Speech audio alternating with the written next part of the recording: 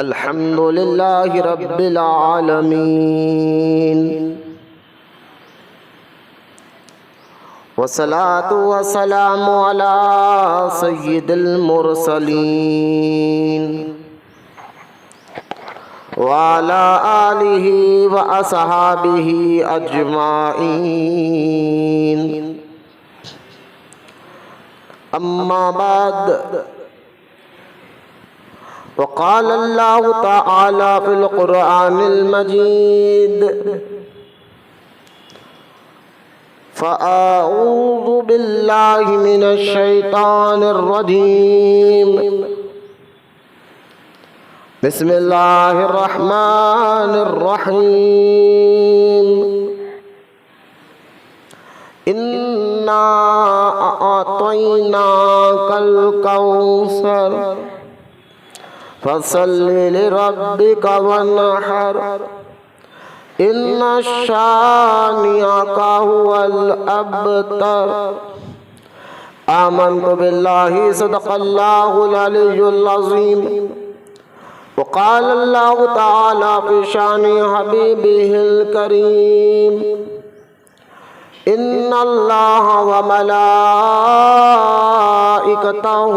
يصلون على النبي يا أيها الذين آمنوا صلوا عليه وسلموا تسليما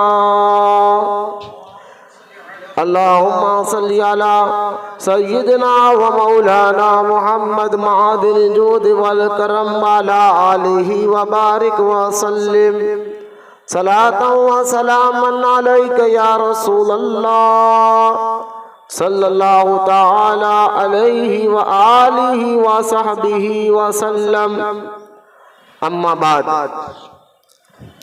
ہر تعریف اور بڑائی صرف اللہ تعالی کے لیے ہے جو سارے جہان کا مالک ہے، مختار ہے اور جو سارے جہان کا پالنہار ہے۔ میں اس بات کی گواہی دیتا ہوں کہ اللہ تعالیٰ کے سوا کوئی عبادت کے لائق نہیں، وہ ایک ہے، اس کا کوئی ساتھی اور شریک نہیں۔ اور میں اس بات کی بھی گواہی دیتا ہوں کہ آپ کے اور ہمارے پیارے آقا اور مولا حضور پر نور رحمت کونین حضرت سیدنا محمد مصطفیٰ احمد مجتبیٰ صلی اللہ تعالی علیہ وآلہ وصحبہ وسلم اللہ تعالیٰ کے آخری رسول اور اس کے برگزیدہ بندے ہیں۔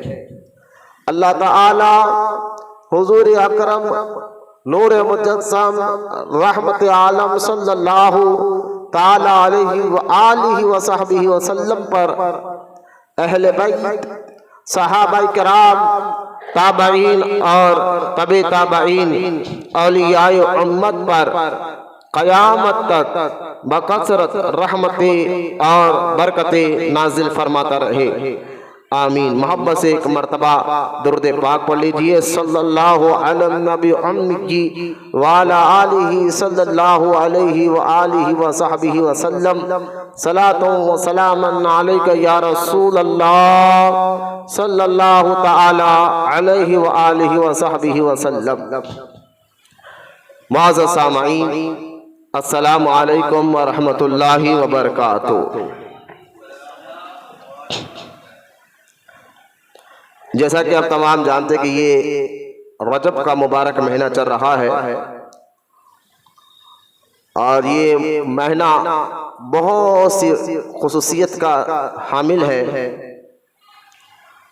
اس مہینے میں بہت سے اسلاف یعنی بہت سے بزرگان دین کے عرائس یعنی عرس شریف آتے ہیں، تو انشاءاللہ تعالی یہ جمعہ بھی ہمارا آج کا عنوان شان امام جعفر صادق رضی اللہ تعالی عنہ کی پر ہوگا۔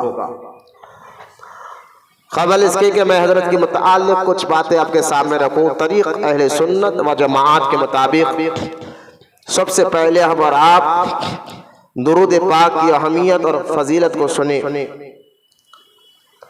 اللہ کے رسول صلی اللہ تعالی علیہ وآلہ وصحبہ وسلم نے ارشاد فرمایا، قیامت کے دن جو ایک دن 50,000 سال کا دن کے برابر ہوگا، اور اس دن نفسا نفسی کا عالم ہوگا، تمہارے نام اعمال کو تولا جائے گا، پیاس کی شدت ہوگی، سورج ایک بالش کے برابر ہو جائے گا، اتنے قریب ہو جائے گا، زمین تانبے کی ہو جائے گی، اور پھر اللہ تعالیٰ اس دن آپ سے سوالات کرے گا اور تمہارے نام اعمال کو تولا جائے گا۔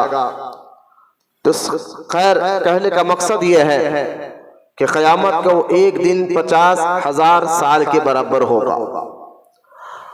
تو اب میرے آقا رحمت کونین فرماتے ہیں کہ اگر تم لوگ چاہتے ہو کہ قیامت کے دن اپنے حساب کتاب سے جلد سے جلد جو ہے تم چھٹکارا پا جاؤ اور تمہارا حساب کتاب جلد ہو جائے اور تمہیں پھر جام کوثر پہ لایا جائے، پھر اللہ کے حکم سے تمہیں جنت میں داخل کیا جائے، اگر یہ چاہتے ہو تو میرے آقا رحمت کونین فرماتے ہیں کہ تم کثرت سے دنیا میں مجھ پر درود پاک پڑھا کرو۔ جو مجھ پر زیادہ سے زیادہ درود پاک پڑھتا ہے وہ قیامت کی ان ہولناکیوں سے جلد ہی چھٹکارا پا جاتا ہے۔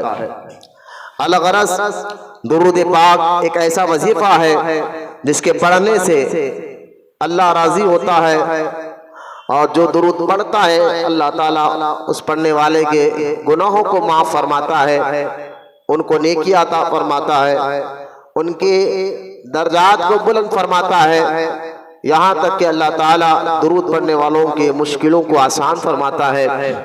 درود ایک ایسا وظیفہ ہے جس کے پڑھنے سے قبر میں، دنیا میں اور آخرت میں اللہ تعالیٰ اس درود پڑھنے والے کو کامیابی عطا فرماتا ہے۔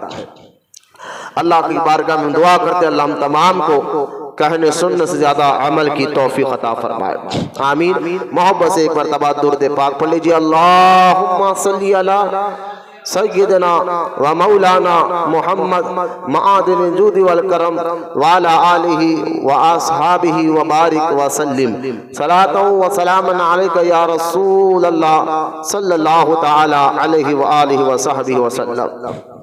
معزز سامعین کرام، جو آیت مبارکہ میں نے پڑھی ہے قرآن پاک کی یہ سب سے چھوٹی آیت ہے اور اس کو سورہ کوثر کہا جاتا ہے۔ اس آیت مبارکہ میں اللہ تعالیٰ نے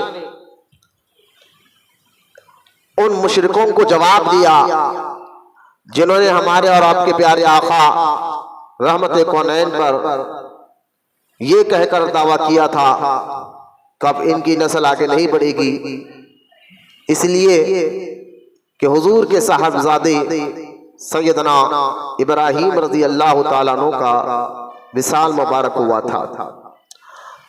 یعنی یہ سورہ کوثر اس وقت نازل ہوئی ہمارے آقا رحمت کونین پر۔ ہمارے آقا رحمت کونین صلی اللہ تعالیٰ علیہ وسلم کو اللہ تعالیٰ نے بی بی خدیجہ الکبریٰ رضی اللہ تعالیٰ عنہا کے ذریعے 4 بیٹیاں اور 2 بیٹے عطا فرمائے۔ ان 4 بیٹیوں کے بعد جو ایک بیٹا حضور کو تولد ہوا تھا بی بی خدیجہ الکبریٰ رضی اللہ تعالیٰ عنہا کے ذریعے، اس بیٹے کا نام آپ نے ابراہیم رکھا تھا، اور بچپن ہی میں حضور رحمت کونین کا یہ بیٹا، آپ کا یہ لڑکا وصال فرما گیا، یعنی انتقال کر گیا۔ تو مکے کے مشرکین جو حضور سے بڑے دشمنی رکھتے تھے اور دین سے، اسلام سے دشمنی رکھتے تھے، جب ان کو یہ خبر ہوئی کہ حضور کے بیٹے کا وصال ہوا ہے تو وہ بڑے خوش ہوئے، اور خوش ہو کر آپس میں یہ کہنے لگے کہ اب دیکھو جو اپنے آپ کو نبی کہہ رہا ہے، رسول کہہ رہا ہے، اب اس کی نسل آگے نہیں بڑھے گی۔ اس کی نسل منقطع ہو گئی ہے، ختم ہو گئی ہے۔ یہ کہہ کر ہمارے اور آپ کے پیارے آقا رحمت کونین کو تانا دینا شروع کیا۔ جب یہ بات میرے اور آپ کے نبی رحمت کونین کے کان مبارک تک پہنچے کہ مشرکین اس طرح کے حرکتیں کر رہے، تانے دے رہے ہیں، تو آپ کے دل مبارک پر ہلکا سا غم ہوا۔ تب اللہ تعالیٰ نے جب دیکھا کہ میرا حبیب ان باتوں کو سن کر تھوڑا سا غمگین ہو رہا ہے، تو اللہ تعالیٰ نے یہ سورہ کو نازل فرمایا اور جبریل کے ذریعے کہا کہ جاؤ میرے حبیب سے کہو انا آتیناک الکوثر، جس کا ترجمہ یہ ہے کہ اے میرے محبوب انا آتیناک الکوثر، اے میرے محبوب ہم نے آپ کو بے شمار خوبیاں عطا فرمائی، فصلی لربک وانحر، تم اللہ کا شکر ادا کرو، نماز پڑھو اور قربانی دو اللہ کے لیے۔ ان شانئک ھو الابتر، اور جو آپ کو تانا دے رہے ہیں، جو مشرکین یہ کہہ رہے ہیں کہ اب آپ کی نسل آگے نہیں بڑھے گی، آپ کی نسل ختم ہو گئی ہے، تو اللہ تعالیٰ نے ان کو فرمایا کہ ان شانئک ھو الابتر، کہ جو میرے حبیب رحمت کونین کو تانا دیتے ہیں، اصل میں اللہ فرماتا ہے ان کی نسلوں کو اللہ ختم فرما دیتا ہے، یعنی ان کی نسلیں ختم ہو جاتی ہے، اور ان کی اس گستاخی کی وجہ سے اللہ تعالیٰ اتنا ناراض ہوا کہ جو حضور کو تانا دے رہے تھے اللہ نے ان کی نسلوں کو ختم فرما دیا۔ اس آیت مبارکہ سے پتہ یہ چلا انا آتیناک الکوثر، اس کا ترجمہ مفسرین نے یہ کیا کہ کوثر کے بہت سے معنی لکھے، بلکہ آپ کو سمجھانے کے لیے کہ بیان ریکارڈ ہوتا ہے تو سمجھانے کے لیے ایک بات یہ کہہ دوں، اس کا ترجمہ یہ ہے کوثر کا کہ اے میرے حبیب ہم نے آپ کو بے شمار بھلائی عطا فرمائے، خیر عطا فرمایا، تو جس چیز میں اللہ تعالیٰ نے دنیا میں خیر رکھا ہے، جو جو چیز خیر ہے وہ تمام چیزیں اللہ تعالیٰ نے اپنے حبیب کو عطا فرمایا۔ جن چیزوں میں اللہ تعالیٰ نے خیر رکھا ہے، اچھائی رکھی ہے، وہ اللہ تعالیٰ نے اپنے حبیب کو عطا فرمایا، تو اس کا معنی بہت نکل جاتا ہے۔ تو مفسرین کہتے ہیں کہ اولاد بھی ماں باپ کے لیے خیر ہے، تو اللہ تعالیٰ نے فرمایا حبیب تیری نسل تو قیامت تک باقی رہے گی۔ اس کا ترجمہ دوسرے لفظوں میں یہ ہے حبیب آپ کی نسل کو اللہ تعالیٰ قیامت تک باقی رکھے گا۔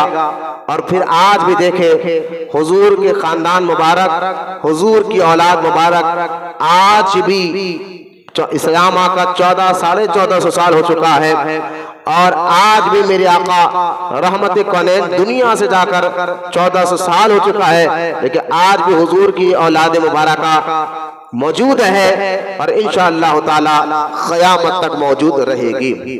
یہ آیت سے پتہ چلا کہ اللہ تعالیٰ اپنے حبیب سے بڑی محبت کرتا ہے۔ اگر کوئی حضور کو تانا دے، کوئی حضور کے بارے میں غلط بات کرے، تو اللہ تعالیٰ فوراً اس کا جواب عطا فرماتا تھا۔ یہ آیت مبارکہ سے پتہ چلا۔ اور بھی آیتیں ہیں جب کبھی بھی مشرکین نے آپ اور ہمارے نبی رحمت کونین کو تانا دیا تو اللہ تعالیٰ نے اس کا جواب عطا فرمایا۔ اگر اس عنوان پر ہم بیان کریں تو کافی بیان لمبا ہو جائے گا۔ علماء اکرام نے بتایا کہ کہاں کہاں مشرکوں نے تانا دیا اور اس کا جواب اللہ نے عطا فرمایا۔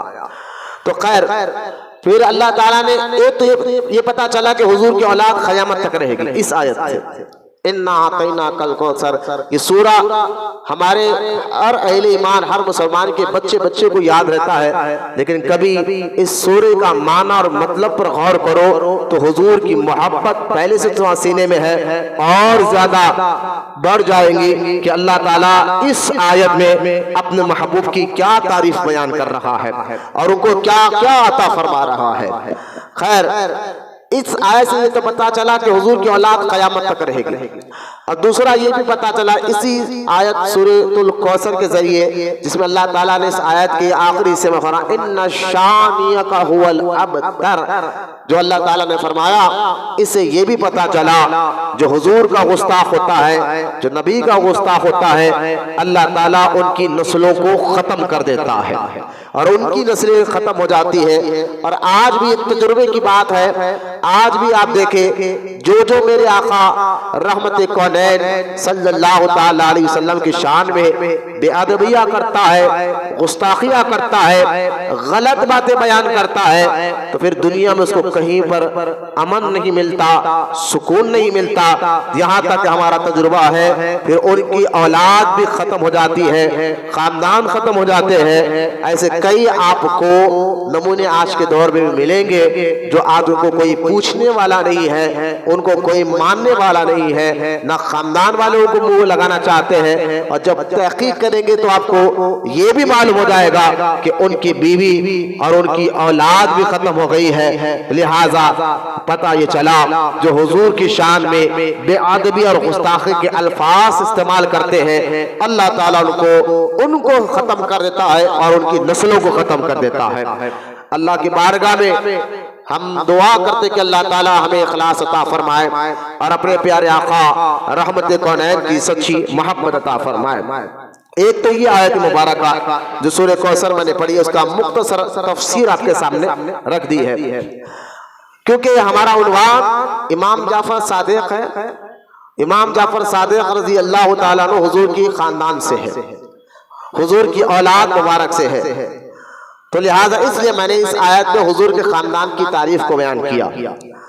اور بے شمار احادیث ہے کہ ہم اہل سنت و جماعت کا عقیدہ دیکھیں، ہم اہل سنت و جماعت حضور صلی اللہ تعالی علیہ وسلم سے محبت کرتے ہیں، اور محبت کرنے کا حکم بھی اللہ تعالیٰ نے قرآن میں عطا فرمایا ہے۔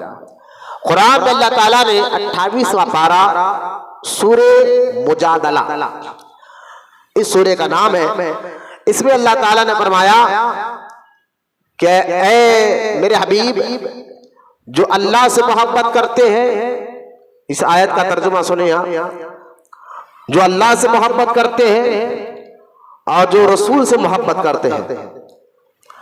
محبت دل کی نرمی کو کہتے ہیں۔ محبت کا مطلب یہ ہے کہ جس سے آپ محبت کرتے ہیں اس کے لیے آپ کے دل میں عزت آ جاتی ہے، ادب آ جاتا ہے، اس کے آگے دل جھک جاتا ہے۔ محبت کا مطلب جس کے آگے آپ کا دل جھک جائے، جس کے لیے آپ کا دل نرم آ جائے، نرم ہو جائے، اور جس کے لیے آپ کو اللہ تعالیٰ نے، جس کے لیے یوں سمجھیے کہ جس کے لیے جس سے آپ محبت ہو جاتی ہے، پھر بندہ اس کا ادب کرنے والا، اس کی عزت کرنے والا بھی بن جاتا ہے۔ تو اب محبت کا حکم اللہ تعالیٰ نے عطا فرمایا، کس سے؟ اللہ سے محبت کرو اور اس کے رسول سے محبت کرو۔ محبت کا مطلب آپ سمجھ گئے کہ جس کے لیے دل نرم پڑ جائے، جس کے آگے دل جھک جائے، جس کی عزت، جس کا ادب، جس کا احترام بندہ سامنے بھی ہو تو کرے، پیٹھ پیچھے بھی ہو تو کرے۔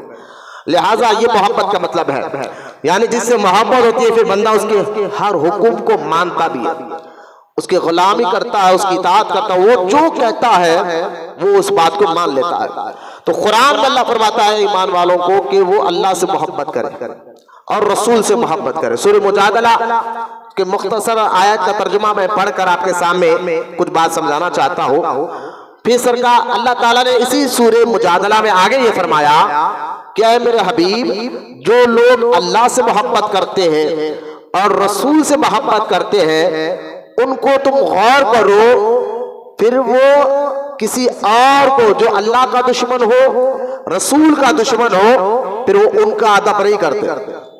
یعنی محبت اللہ رسول سے کرنے والا اللہ کے دشمنوں سے دوستی نہیں کرتا، رسول کے دشمنوں سے دوستی نہیں کرتا۔ یہ قرآن میں اللہ کہہ رہا ہے سورہ مجادلہ کہ یقیناً بات بھی یہی ہے نا، اگر عقل سے آپ سوچ لے جائے تو آپ جس سے محبت کرتے ہیں، جس کی عزت کرتے ہیں، تو اس کے دوست کو آپ بھی دوست رکھتے ہیں، اور اس کے دشمن کو آپ کی نظر میں وہ بھی دشمن ہوتا ہے۔ دوست کا دوست دوست ہوتا ہے، دوست کا دشمن آپ کا بھی دشمن ہوتا ہے۔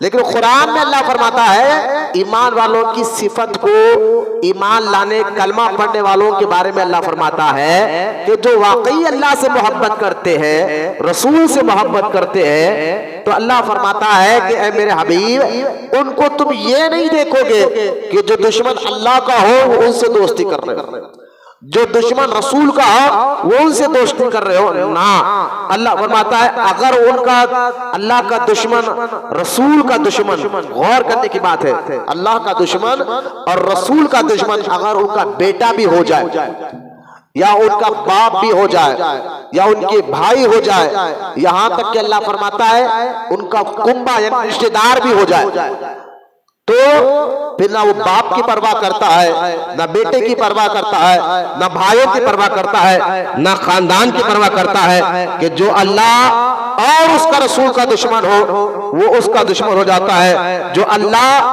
اور اس کے رسول سے محبت کرتا ہے وہ اس کے دوست ہو جاتا ہے۔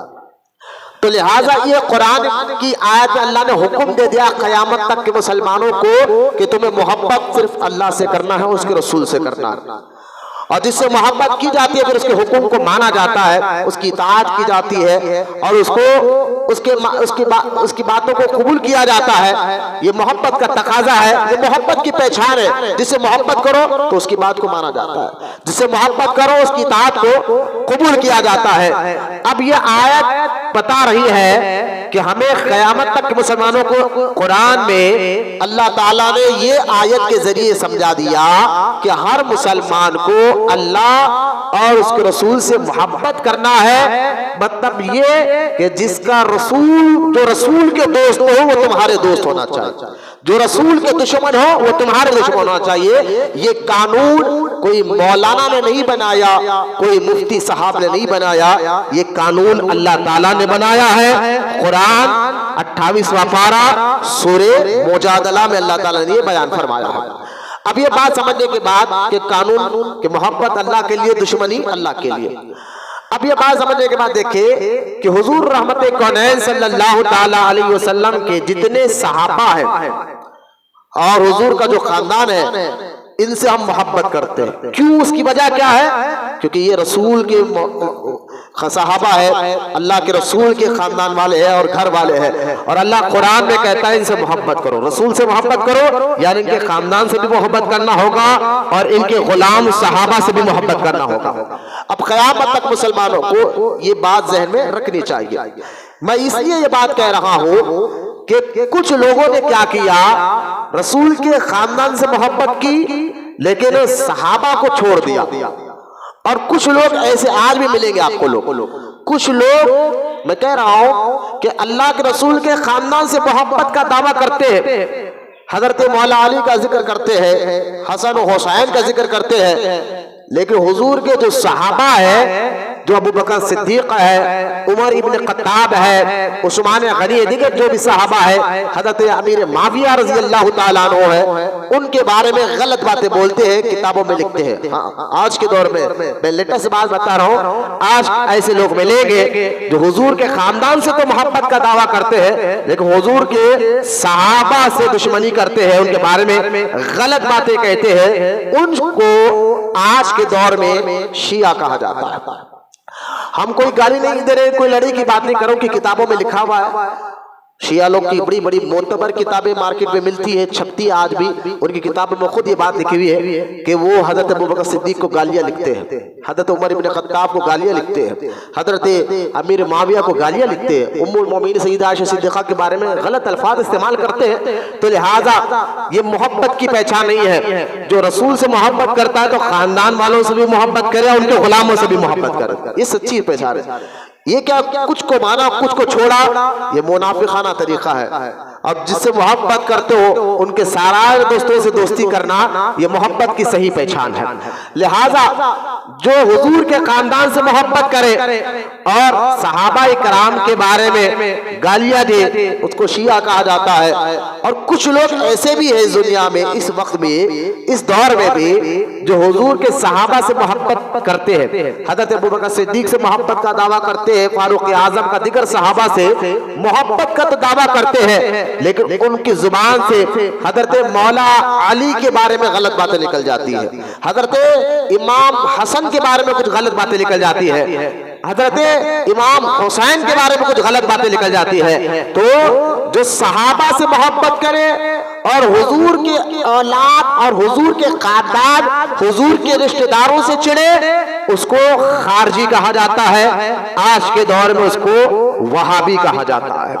یہ آج کے دور کے خارجی اور وہابی کبھی امام حسین کے بارے میں غلط باتیں کر دیتے تقریر میں تحریر میں، کبھی مولا علی کے بارے میں غلط باتیں کر دیتے ہیں تقریر میں تحریر میں، تو کبھی امام حسن کے بارے میں غلط باتیں کر دیتے ہیں۔ تو دیکھ لیجئے کہ کچھ لوگ وہ ہے جو رسول کے خاندان سے محبت کرتے ہیں تو رسول کے صحابہ سے چڑھتے ہیں، کچھ لوگ وہ ہے جو رسول کے صحابہ سے محبت کرتے ہیں لیکن رسول کے خاندان سے چڑھتے ہیں۔ جو رسول کے خاندان سے محبت کرے اور رسول کے صحابہ سے چڑھے اس کو شیعہ کہا جاتا ہے، جو رسول کے صحابہ سے محبت کرے اور رسول کے خاندان سے چڑھے اس کو خارجی اور وہابی کہا جاتا ہے، اور جو رسول کے صحابہ سے بھی محبت کرے رسول کے خاندان سے بھی محبت کرے ان کو اہل سنت یعنی سنی مسلمان کہا جاتا ہے۔ اہل سنت و جماعت وہ عقیدہ رکھتی ہے، ہم اہل سنت و جماعت کا ہمارا عقیدہ یہ ہے کہ رسول کے صحابہ بھی جنتی، رسول کے گھر والے بھی جنتی، کیونکہ یہ عقیدہ صرف یوں ہی نہیں رکھ لیا ہم نے کہ کئی باتیں ہیں اس کے پیچھے، کئی واقعات ہیں، احادیث ہے، قرآن گواہ ہے کہ رسول کے تمام صحابہ سے اللہ راضی ہو چکا ہے۔ قرآن سورہ مجادلہ سورہ حدید پڑھیں گے آپ تو وہاں پر اللہ تعالیٰ نے تمام رسول کے صحابہ کے بارے میں فرمایا، اے حبیب ہم کہتے ہیں تیرے تمام غلاموں سے جنت کا وعدہ کر چکے ہیں۔ اب مجھے بتائیے اللہ تعالیٰ کی ذات جھوٹ سے پاک، بے ہر عیب سے پاک، اللہ ہر عیب سے پاک ہے، یہ ہر مسلمان کا ماننا عقیدہ ہے۔ وہ اللہ تعالیٰ کہہ رہا ہے اے میرے حبیب کلن تیرے تمام صحابہ جنتی ہے، تو پتا کیا چلا کہ صحابہ بھی جنتی ہے، اور قرآن میں اللہ تعالیٰ نے جہاں صحابہ کا ذکر کیا وہیں پر اللہ تعالیٰ نے قرآن میں اپنے حبیب کے خاندان کا بھی ذکر کیا۔ کئی آیتیں، ایک آیت میں اللہ فرماتا ہے اے حبیب ہم نے تیرے تمام خاندان سے ناپاکی کو پلیدی کو دور کر دیا، اور ایک آیت میں اللہ فرماتا ہے الا المودۃ فی القربى، اللہ حکم دیتا ہے کہ تمام مسلمانوں کو اے حبیب تیرے خاندان والوں سے محبت کرے۔ تو یہ آیت ہے پھر انا اعطیناک الکوثر جو میں نے آیت پڑھی ہے جس میں اللہ اپنے حبیب کے خاندان کا ذکر کر رہا ہے۔ تو دیکھیں اہل سنت و جماعت قرآن ہی کو فالو کرتے ہیں، حدیث ہی کے احکام کو فالو کرتے ہیں۔ قرآن میں صحابہ کی بھی عزت کے بارے میں ہے، حضور کے خاندان کے عزت کے بارے میں ہے، اور دونوں سے اللہ راضی ہو چکا ہے، اس لیے اہل سنت و جماعت دونوں سے محبت کرتے ہیں۔ اس کی ایک مثال حدیث میں آتا ہے، حدیث پاک میں اللہ کے رسول علیہ الصلوۃ والسلام فرماتے ہیں کہ میرے صحابہ تاروں کے مانند ہیں، میرے صحابہ تاروں کے مانند ہے، تم کس کی بھی دامن کو پکڑو منزل تک پہنچ جاؤ، اور میری اہل بیت یعنی میرا خاندان، حضور فرما رہے ہیں میرا خاندان یہ کشتی کی مثال ہے، جو سمندر میں کشتی چلتی ہے نا اس کی ایک مثال ہے، اور فرمایا کشتی نوح کی مثال۔ یہ نوح علیہ السلام کے دور میں اللہ تعالیٰ نے بہت بڑا عذاب بھیجا تھا نوح علیہ السلام کے قوم پر، جب انہوں نے اللہ کا انکار کیا، نوح علیہ السلام کا انکار کیا اور ان کی شان میں بے ادبیہ کی، غلط باتیں کی، تو اللہ تعالیٰ نے ایک بہت بڑا عذاب بھیجا جو پانی کی شکل میں تھا۔ 40 دن تک بارش ہوتے رہی اور زمین سے پانی نکلتا رہا اور پوری دنیا اس وقت ڈوب گئی، لیکن نوح علیہ السلام کی کشتی میں جو بیٹھ گئے تھے ان کو اللہ نے حفاظت میں رکھا، اور ساری دنیا کے لوگ ہلاک و تباہ ہو گئے۔ تو اب دیکھیں حضور فرما رہے ہیں کہ میرا خاندان نوح علیہ السلام کی کشتی کی مثال ہے، اور میرے صحابہ آسمان کے تاروں کی طرح مثال ہے۔ مطلب کیا ہے؟ آج بھی یہ طریقہ ہے کہ اگر کوئی بندہ سمندر کی کشتی میں بیٹھ کر سوار کرنا چاہتا ہے تو بغیر کشتی کے ذریعے سمندر میں تو کوئی جا نہیں سکتا، کوئی اتنا بہادر ہے نہیں کہ میلوں کا دل سے تیرتے میں تیار کرے، ایسا بھی نہیں. لہٰذا سمندر میں جانا ہے تو کشتی کے ذریعے جانا پڑے گا. تو کشتی میں بیٹھنا بھی ضروری ہے، اور پھر کشتی میں بیٹھنا ٹھیک ہے آپ ڈوبنے سے بچ جائیں گے، لیکن جہاں آپ جانا چاہتے ہیں، جس منزل پہ جس جگہ آپ جانا چاہتے ہیں، وہاں اگر آپ کو جانا ہے تو نظر تاروں پر رکھنا ہوگا. ہاں آج بھی سائنس اتنی ترقی کری، لیکن تاروں کو دیکھ کر کہ ہاں اس طرف امریکہ ہے، اس طرف انگلینڈ ہے، اس طرف کینیڈا ہے، سمندر میں بیٹھنے والے کشتی آج بھی دوربین سے تاروں کو دیکھ کر راستہ اپناتے ہیں اور اس طرف جاتے ہیں. تو لہٰذا تاروں پر نظر رکھنا، یہ مثال میرے اور آپ کے نبی نے دے کر بتا دیا کہ صحابہ بھی ضروری ہے، حضور کا خاندان بھی ضروری ہے. یہ مثال لے کر اللہ کے رسول نے ہمیں سمجھا دیا کہ صحابہ بھی ضروری ہے اور رسول پاک کا خاندان بھی ضروری ہے. تو اب آپ دیکھ لیجئے کہ سرکار فرماتے ہیں جو کشتی میں سوار ہوا اور تاروں پر نظر رکھا وہ اپنے منزل تک پہنچ جاتا ہے. تو بس جو صحابہ کا دامن کو بھی پکڑے اور جو رسول کے گھر والوں کے دامن کو پکڑے وہ منزل تک یعنی اللہ کو راضی کر لیتا ہے. تو اہل سنت و جماعت ہی میں آپ کو یہ سن کر خوشخبری ہوگی کہ صرف آپ کو یہ جماعت ایسے لوگ اہل سنت جماعت میں ہی ملیں گے جو صحابہ کی بھی عزت کرتے ہیں اور رسول کے خاندان کی بھی عزت کرتے ہیں. شیعہ میں آپ کو یہ لوگ نہیں ملیں گے. کیوں نہیں ملیں گے؟ میں پھر کہہ رہا ہوں کوئی لڑائی جھگڑے کوئی غلط بات نہیں کر رہا ہوں. لہٰذا شیعہ میں اس لیے نہیں ملیں گے، آج بھی جتنے شیعہ ہیں وہ صحابہ سے محبت نہیں کرتے، حضرت صدیق اکبر کو گالیاں دیتے معاذ اللہ، تو ان میں یہ نہیں ملیں گے. اور نہ آپ کو وہابیوں میں کوئی آپ کو یہ عقیدے والا ملے گا کہ جو صحابہ سے محبت کرتے ہیں لیکن کبھی کہتے ہیں امام حسین کربلا میں کرسی کے لیے لڑنے گئے تھے، لالچ تھی آ گئی تھی امام حسین کو معاذ اللہ. اس طرح کی باتیں کر کر حضور کے گھر والوں کے بارے میں غلط باتیں کرتے ہیں. لیکن آپ کو اگر ملیں گے جو دونوں کا ادب کرتے ہوئے، دونوں کی عزت کرتے ہوئے، دونوں سے محبت کرتے ہوئے، دونوں سے مراد صحابہ اور اہل بیت، حضور کے صحابہ حضور کے خاندان، یہ دونوں کا ادب، دونوں سے محبت، دونوں کی عزت کرتے ہوئے اگر کوئی جماعت آج کے دور میں آپ کو ملے گی تو الحمدللہ وہ اہل سنت و جماعت ہی ملے گی، جن کو ہم شارٹ میں سنی جماعت کہتے ہیں. تو لہذا یہ حدیث کے ذریعے بھی آپ کو پتا چلے گا کہ اہل سنت حق جماعت ہے. خیر یہاں تک آپ کو سمجھانا میرا مقصد تھا کہ ہم آج حضور کے خاندان کا ذکر کر رہے ہیں. حضور کے خاندان میں سے ایک بزرگ کا ذکر جن کا نام امام جعفر صادق ہے، ان کے ذات اور ان کے بارے میں آپ کو سمجھنا ہے. لہذا ان کو سمجھانے سے پہلے آئیے میں آپ کو ایک حدیث پاک جو میرے آقا رحمت کونین نے ارشاد فرمایا میں آپ کو سناتا چلوں. یہ حدیث پاک طبرانی شریف میں بھی ہے، امام حاکم نے المستدرک میں اس حدیث پاک کو لکھا ہے. وہ حدیث کیا ہے سن لیجیے آپ. حضرت عبداللہ بن عباس رضی اللہ تعالیٰ فرماتے ہیں، ذرا غور سے سنیں آپ یہ حدیث پاک کو.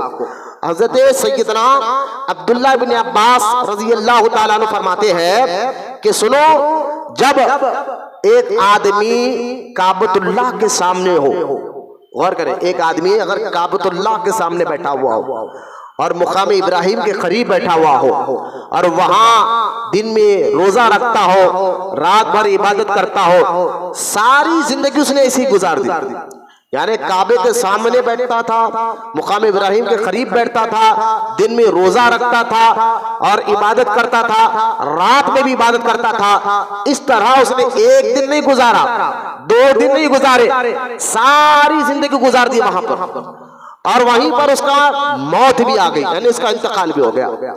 بھائی کعبۃ اللہ کے پاس نیکی کرنا، حدیث پاک میں آتا ہے کہ جو کعبے حرم کے پاس ایک نیکی کرتا ہے اللہ تعالیٰ اس کو 1,00,000 نیکیوں کے برابر کا ثواب عطا فرماتا ہے.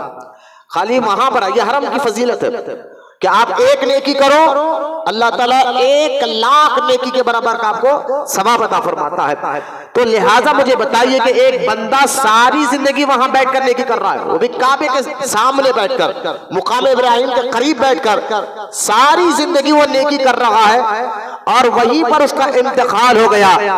آپ تھوڑا آپ اپنی عقل سے سوچ کے بولے کہ وہ جنت میں جائے گا یا دوزخ میں، تو سب کہیں گے کہ مولانا یہاں بیٹھ کر عبادت کرا، کعبے کے سامنے بیٹھ کر عبادت کرا، ساری زندگی عبادت کرا۔ ہم عمرے کے لیے بھی جائے تو 15 دن کے لیے جاتے ہیں، وہ بھی 8 دن مکہ میں اور 8 دن مدینہ پاک میں۔ حج کے لیے بھی جائے تو 40 دن سے زیادہ ہمارا نہیں رہتا، لیکن ایک بندہ ساری زندگی وہاں گزار دے، اور پھر عبادت بھی ایسی کہ دن میں روزہ بھی رکھ رہا ہے، نماز بھی پڑھ رہا ہے، اور رات بھر بھی عبادت کر رہا ہے، تو اس کو اتنا اللہ پاک ثواب دے گا، یقیناً ہماری عقل کہے گی کہ وہ جنت میں جائے گا۔ لیکن آؤ، حدیث میں حضور فرماتے ہیں کہ ایک بندہ ساری زندگی کعبے کے سامنے بیٹھ کر، مقام ابراہیم کے قریب بیٹھ کر ساری زندگی اللہ کی عبادت کرتے کرتے آپا کہ وہاں پر مر جائے، وہیں پر اس کا انتقال ہو جائے، لیکن اگر اس کے دل میں میرے خاندان سے دشمنی تھی، اللہ اکبر، اگر اس کے دل میں میری اہل بیت سے دشمنی تھی تو اللہ تعالیٰ اس کی عبادت کو نہیں دیکھے گا بلکہ اس کو دوزخ میں ڈال دے گا۔ یہ ہے حضور کے خاندان کا مقام و مرتبہ کہ ان کی خاندان کا ادب، ان کے خاندان سے محبت کرنا قیامت تک کے مسلمانوں کے لیے اللہ اور اس کے رسول نے حکم عطا فرمایا ہے۔ اب اس حدیث کو ذہن میں رکھے، امام جعفر صادق کون ہے؟ حضور کے خاندان کے ایک فرد ہے، تو کہ ان کا خاندان حضور کے خاندان کے ایک فرد ہے۔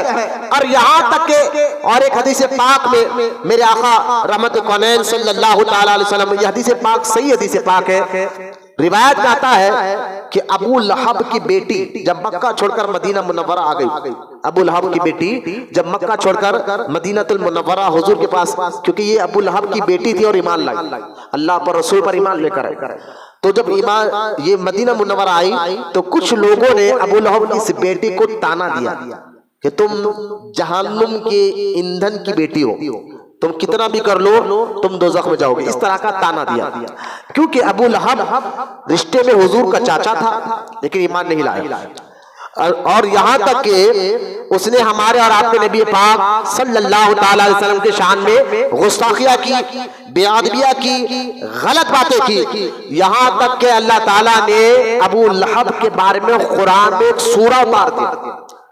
جب حد سے زیادہ اس ابو لہب نے ہمارے نبی کے بارے میں غلط باتیں کی تو اللہ تعالیٰ نے قرآن میں فرمایا تبت یدا ابی لہب وتب۔ اللہ تعالیٰ کتنا ناراض ہوا ابو لہب سے، ذرا غور سے سنیے آپ کہ کتنا ناراض ہوا اللہ تعالیٰ ابو لہب سے کہ نام لے کر اللہ کہہ رہا ہے، نام لے کر اللہ کہہ رہا ہے تبت یدا ابی لہب وتب، ابو لہب تو ہلاک ہوا۔ ہم ایک ولی اللہ کے ایک نیک بندہ اگر زبان سے نکال دے ہمارے بارے میں کچھ باتیں غلط بات تو ہم ڈر جاتے ہیں، معافی مانگنے لگ جاتے ہیں کہ آپ کی زبان سے نکل گیا، کہیں ہم آپ کے دل کو دکھائے تو ہمیں معاف کر دیجیے۔ ہم یہاں ایک اللہ کا نیک بندہ کسی سے ناراض ہو جائے تو وہ شخص کی دنیا بھی جاتی ہے، آخرت بھی جاتی ہے، لیکن یہاں خود اللہ تعالیٰ کہہ رہا ہے، خود اللہ تعالیٰ کہہ رہا ہے اور نام لے کر کہہ رہا ہے۔ اللہ کو اتنا جلال کیوں آیا؟ اس لیے کہ ابو لہب نے آپ کے اور ہمارے نبی کے بارے میں گستاخی کی تھی اور غلط بات کی تھی، یہ اللہ کو پسند نہیں آیا، اور اللہ تعالیٰ نے تبت یدا ابی لہب وتب کہہ کر بتا دیا جو میرے حبیب کے بارے میں غلط باتیں کرے تو اس کا نام لے کر لعنت بھیجنا، یہ اللہ کی سنت ہے۔ کچھ لوگ کہتے ہیں مولانا آپ کی ہر تقریر میں وہابی بدعقیدہ کے بارے میں آپ بیان کرتے ہیں، میں نے کہا یہ رب کی سنت پہ ہم ادا کرتے ہیں کہ اللہ تعالیٰ نے خاموش، اللہ پاک یہ نہیں کہا حبیب یہ غلط بول رہا تو تھوڑا صبر کر لے، یہ نہیں کہا اللہ تعالیٰ حبیب تیرے کو یہ ابو لہب غلط باتیں بول رہا ہے، غلط الفاظ استعمال کر رہا ہے، ایک کام کر میرے حبیب تو تھوڑا صبر کر لے، ایسا اللہ تعالیٰ نے نہیں کہا، بلکہ اللہ تعالیٰ نے نام لے کر کہا کہ تو ہلاک ہو جائے گا۔ اور روایت میں آتا جب یہ آیت اتری اور یہ سورہ اترا، سورہ لہب 30ویں پارے میں، اور یہ سورہ بھی ہر بچے کو یاد رہتا ہے تبت یدا ابی لہب وتب، جب یہ سورہ اترا تو اس کے بعد ابو لہب کے جسم میں ایک ایسی قسم کی بیماری اللہ تعالی نے پیدا کر دی کہ اس کی بیماری کی وجہ سے ابو لہب کے جسم سے بدبو آنے لگی، یہاں تک کہ اس کی بیوی اور اس کے بچوں نے اس کو ایک غار میں لے آ کر چھوڑ دیا، اور جب وہ مر گیا تو ڈر کے اس کی بیوی بچے اس کی میت کے قریب بھی نہیں گئے۔ دیکھیں یہ اللہ کا عذاب کیسا نازل ہوا، کس لیے؟ حضور کے بارے میں غلط بولتا تھا۔ لہٰذا یہاں تک کہ ایک غار میں ایک لکڑی سے ڈھکل کر اس کی لاش کو پتھرے مار مار کر اس کی لاش کو چھپا دیا گیا، ڈر کے نہ بیوی قریب گئے نہ بچے قریب گئے۔ جو حضور کا گستاخ ہوتا ہے اس کو اتنی دردناک، اللہ دنیا میں اتنا دردناک عذاب دیا، سوچئے کہ آخرت میں اس کا کتنا خطرناک عذاب دیا جائے گا۔ لہٰذا جب ابو لہب کی بیٹی ایمان لائی، ابو لہب تو نہیں لایا، بیٹی ایمان لائی، اور لا کر جب مدینہ المنورہ آئی تو لوگوں نے کہا تبت یدا ابی لہب و تب، اے ابو لہب کی بیٹی تیرا ایمان لانا کچھ فائدہ نہیں ہوگا، تو جہنم کی ایندھن کی بیٹی ہے، تیرا والد جہنم میں گیا، تو بھی اسی کی بیٹی ہے، تو بھی دوزخ میں جائے گی۔ جب یہ بات حضور کے کانوں تک پہنچی، ابو لہب کی بیٹی روتے ہوئے حضور کی بارگاہ میں، بھتیجی ہونا تھا نا، چاچا کی بیٹی تھی، ابو لہب چاچا تھا تو رشتہ خاندان تو حضور کا تھا نا، یہ بھتیجی حضور کے ایمان لا لی، تو بھائی ایمان لانے کے بعد سارے گناہ معاف ہو جاتے ہیں، ایمان لانے کے بعد سارے غلطیاں معاف ہو جاتے ہیں۔ لہٰذا جب ایمان لے لی، اب اس کو بولنے کا حق نہیں تھا، ابھی ایمان بھی لائی ہوئی، خاندان بھی حضور کا خاندان تھا۔ لہٰذا ابو لہب کی بیٹی جب حضور کی بارگاہ میں روتے ہوئے آکر عرض کی تو سرکار مدینہ رحمت کونین صلی اللہ تعالی علیہ وسلم نے فرمایا کہ میرے لیے ایک ممبر بچھایا جائے، ممبر رکھا جائے۔ ممبر اس دور میں ایسا نہیں ہوتا تھا کہ لکڑی کا ممبر رکھ جاتا، کچھ خاص بات حضور کو بولنا ہوتا، اعلان ہو جاتا، مدینہ منورہ میں سارے مسلمان صحابہ مسجد نبوی میں آ جاتے، حضور نے ممبر رکھنے کا حکم دیا، اور اس ممبر پر کھڑ کر تمام غلاموں کو بلایا، اور اس ممبر پر کھڑ کر فرمایا کہ ان لوگوں کا کیا حال ہے، حضور فرما رہے ان لوگوں کا کیا حال ہے جو مجھے میرے نسب اور میرے رشتہ داروں کے بارے میں غلط کر کے مجھے تکلیف دیتے ہیں، وہ لوگوں کا کیا حال ہوگا جو مجھے میرے خاندان کے بارے میں، میرے اہل بیت، میرے رشتہ داروں کے بارے میں غلط بیانی کر غلط بول کر میرے تکلیف دیتے ہیں۔ تو حضور فرماتے سن لو، خبردار ہو جاؤ، جس نے میرے نسب اور میرے رشتہ داروں کو تکلیف دی اس نے مجھے تکلیف دی، اور جس نے مجھے تکلیف دی حضور فرماتے اس نے اللہ تعالیٰ کو تکلیف پہنچائی۔ لہذا حضور کے خاندان کی اہمیت آپ کو بتا رہا ہوں میں، آپ کو پہلے حدیثوں میں، امام جعفر صادق کون ہے؟ یہ حضور کے خاندان کا تھا۔ لہذا میں آپ کو دھیرے دھیرے حضور کے خاندان کی پہلی اہمیت دیکھیں، بندہ اس سے محبت کرتا ہے جس کی اس کو پہچان ہوتی ہے، جب وہ پہچانتا نہیں تو محبت کیا کرے گا؟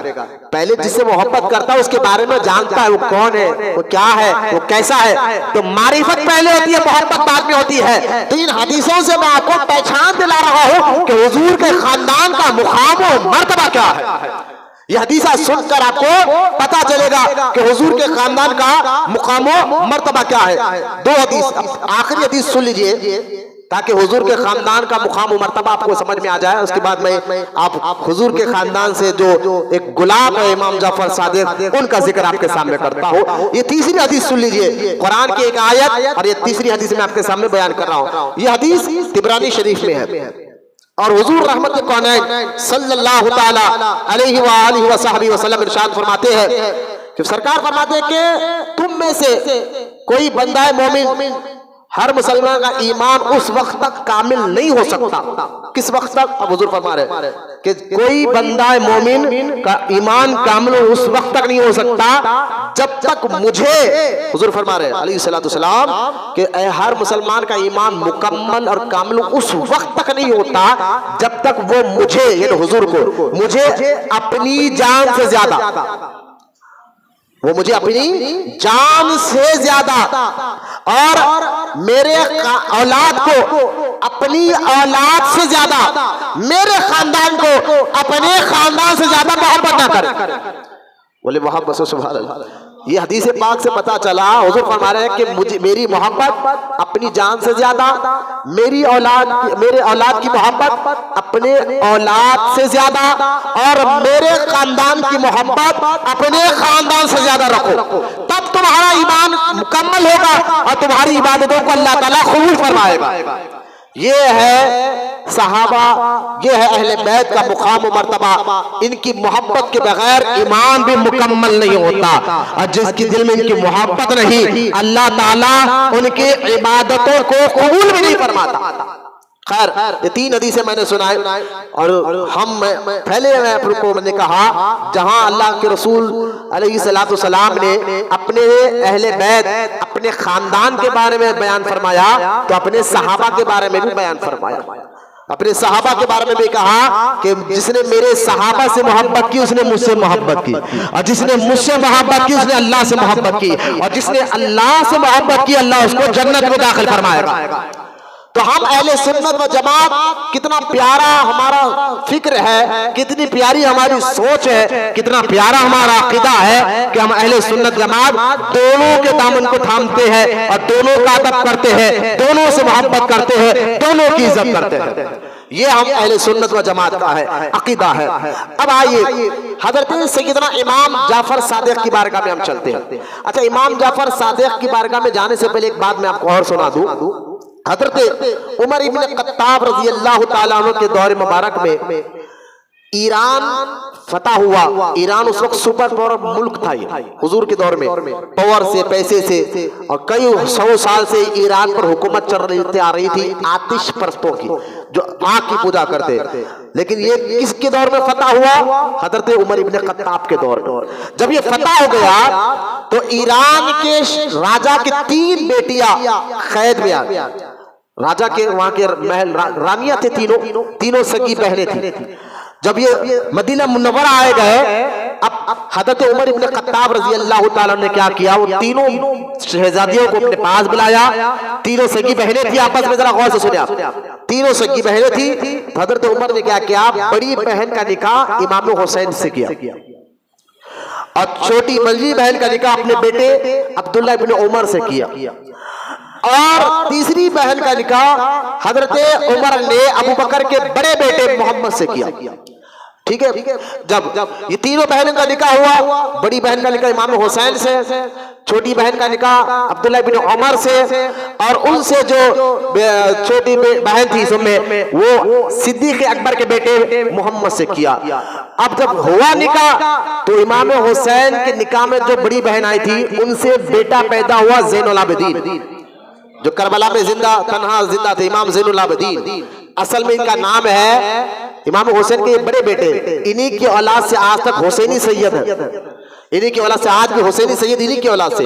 زین العابدین یہ آپ کا ٹائٹل ہے، آپ کا لقب ہے. زین العابدین کا مطلب ہے عبادت گزاروں کا سر کا تاج، یہ آپ کا ٹائٹل ہے. اصل میں زین العابدین کا نام حضرت علی اوسط تھا. امام حسین کے 3 بیٹے تھے، ایک علی اکبر، علی اوسط، علی اصغر. 2 بیٹے تو کربلا میں شہید ہو گئے، بڑے بیٹے اور سب میں چھوٹے بیٹے. لیکن منجلے بیٹے جو تھے جن کا نام علی اوسط تھا، اور یہ زندہ کربلا سے واپس آئے، اور انہی کی اولاد قیامت تک آج بھی حسینی سید باقی ہے. ان کا نام زین العابدین نہیں، اصل میں ان کا نام تھا علی اوسط، علی اوسط تھا. خیر، زین العابدین پیدا ہوئے. اور دوسری بہن کا نکاح، دو 3 بہنوں کی بہن میں بڑی بہن سے زین العابدین پیدا ہوئے. مجلی بہن سے بیٹا حضرت عمر کے گھر میں حضرت سالم پیدا ہوئے. اور پھر جو ہے ابو بکر صدیق کے گھر میں جو بیٹا پیدا ہوا جن کا نام تھا وہ قاسم تھے. یہ قاسم کون ہے؟ میں آپ کو نام یاد رکھے. محمد کے گھر میں قاسم پیدا ہوئے، امام حسین کے گھر میں زین العابدین پیدا ہوئے، فاروق اعظم کے گھر میں سالم پیدا ہوئے، اور ابو بکر صدیق کے گھر میں قاسم پیدا ہوئے. یہ تینوں بہن کے، اب کیونکہ یہ تینوں سگی بہنیں تھی تو حضرت زین العابدین، حضرت سالم اور حضرت قاسم، یہ تینوں کیا ہوئے؟ خالہ زاد بھائی. یہ تینوں ذہن میں رکھے ہیں، کیونکہ میں آپ کو ایک رشتہ بتانا چاہ رہا ہوں، تھوڑا ہوش میں رہ کر سنیے. اور بیٹا ٹیکا لے کے مت بیٹھو بیٹے، اگر آپ کو تکلیف ہے. آپ نے تینوں رانیوں کی شادی تینوں شہزادوں سے کی، امام حسین، حضرت عبداللہ ابن عمر، حضرت محمد بن ابو بکر رضی اللہ تعالیٰ عنہ. جب ان تینوں کے یہاں بیٹے ہوئے تو اب غور کریں، زین العابدین کے یہاں بیٹا ہوا. حضرت زین العابدین جب بڑے ہوئے، جب بڑے ہونے کے بعد آپ کا جب نکاح ہوا، امام حسین کے بیٹے زین العابدین کا جب نکاح ہوا، ان کے یہاں بیٹا پیدا ہوا امام محمد بن باقر. یاد رکھیے نام کو، امام محمد بن، یہ حضور کے خاندان میں ہے، اور حضور کے خاندان کے متعلق میں نے ابھی شروعات حدیث سنائی ہے. امام محمد بن باقر پیدا ہوئے رضی اللہ تعالی عنہ.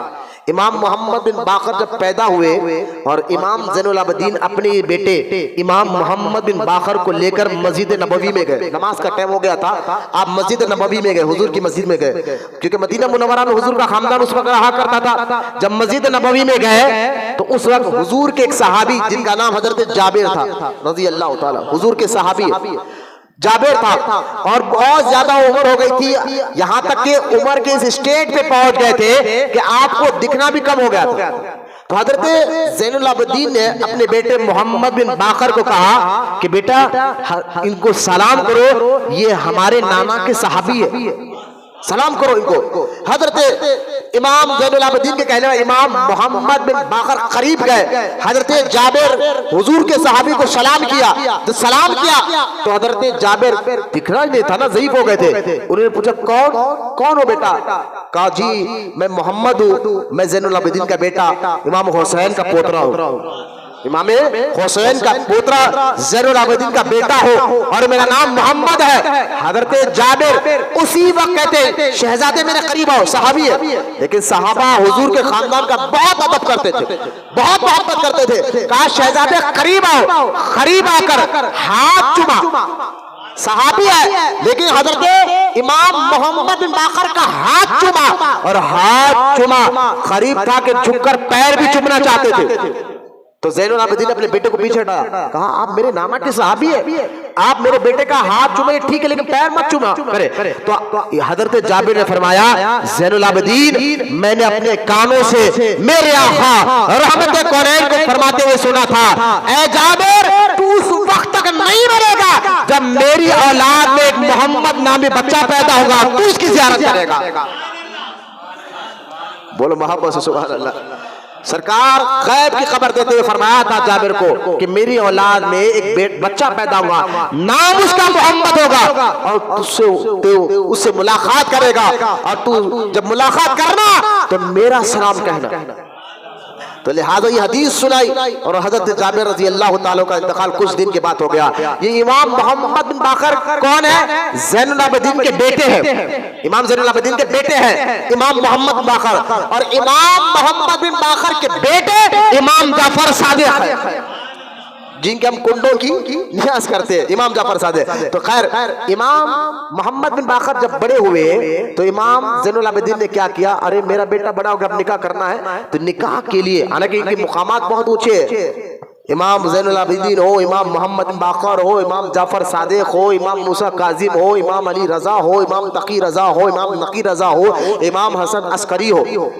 یہ ایسے بزرگوں کے میں نے نام لیے جہاں غوث اعظم بھی ادب سے ٹھہرتے ہیں. ان کے روحانیت کیا بتاؤں میں آپ کو، جہاں غوث اعظم پیروں کا پیر ادب سے کھڑتا ہو تو سوچے تو ان کا مقام کیا ہوگا. تو خیر حضرت زین العابدین نے کیا کیا، اپنے بیٹے محمد بن باقر جب بڑے ہوئے تو اب بڑے ہونے کے بعد والد کا کام ہوتا ہے کہ نکاح کرے بیٹے کا، تو آپ سیدھا ابوبکر صدیق کے گھرانے میں گئے. ذرا غور سے سنو، یہ کیوں کہہ رہا ہوں آپ کو. ابوبکر صدیق کے گھرانے میں گئے اور جا کر فرمایا کہ آپ اپنے نواسے، کیونکہ حضرت قاسم پیدا ہو چکے تھے، اور قاسم کون تھے؟ آپ کے امام زین العابدین کے خلیرے بھائی، سگے خلیرے. امام زین العابدین قاسم کے پاس گئے، فرمایا کہ میرا بیٹا بڑا ہو گیا، میں چاہتا ہوں قاسم تمہاری بیٹی فروا کا نکاح میرے بیٹے کے ساتھ کر دیا جائے. تمہاری بیٹی فروا کا نکاح، حضرت قاسم کے یہاں بیٹی تھی. قاسم کون ہے؟ ابوبکر صدیق کے پوترے، ابوبکر صدیق کے بیٹے کے بیٹے، ٹھیک ہے، یہ پوترے تھے. اور حضرت زین العابدین امام حسین کے بیٹے. تو امام سادات گھرانہ یہ ابوبکر صدیق کے گھر جا کر حضرت زین العابدین کہتے ہیں میں چاہتا ہوں قاسم تمہاری بیٹی کا نکاح میرے بیٹے کے ساتھ کر دیا جائے. اس سے کیا آپ کو معلوم ہو رہا؟ اس سے یہ آپ کو معلوم ہو رہا ہے کہ صحابہ کے خاندان میں اور حضور کے خاندان میں کوئی لڑائی جھگڑا نہیں تھا. آپ مجھے بتائیے کوئی اپنے دشمن کے گھر سے بیٹی لاتا ہے؟ نہیں لاتا. آج بھی یہ طاقت ہے کہ آپ کا دشمن ہو, آپ کا جانی دشمن ہو, جو آپ کو آپ کے ماں باپ کو تکلیف پہنچایا ہو, تو آپ کہیے چلو اس کے گھر سے بیٹے کا نکاح کرتا ہوں, کہاں سے بیٹے لاتا. نہیں, جو شیعہ کہتے ہیں کہ ابو بکر صدیق میں مولا علی میں لڑائی تھے, جھگڑے تھے, میں نے کہا یہی علی کا بیٹا. یہ کتنے جھوٹ یہ کہتے ہیں. میں آج کل کہتا ہوں فلم کے پروڈیوسر ڈائریکٹر کے پاس اتنی کہانیاں نہیں ہوں گے جو آج کل شیعوں کے پاس اتنی کہانیاں. انہوں نے ایسا کر دیا تھا, ابو بکر نے ایسا کیا تھا, عمر نے ایسا کیا. میں نے کہا جھوٹ بولنا چھوڑو, بچوں کو حقیقت بتاؤ.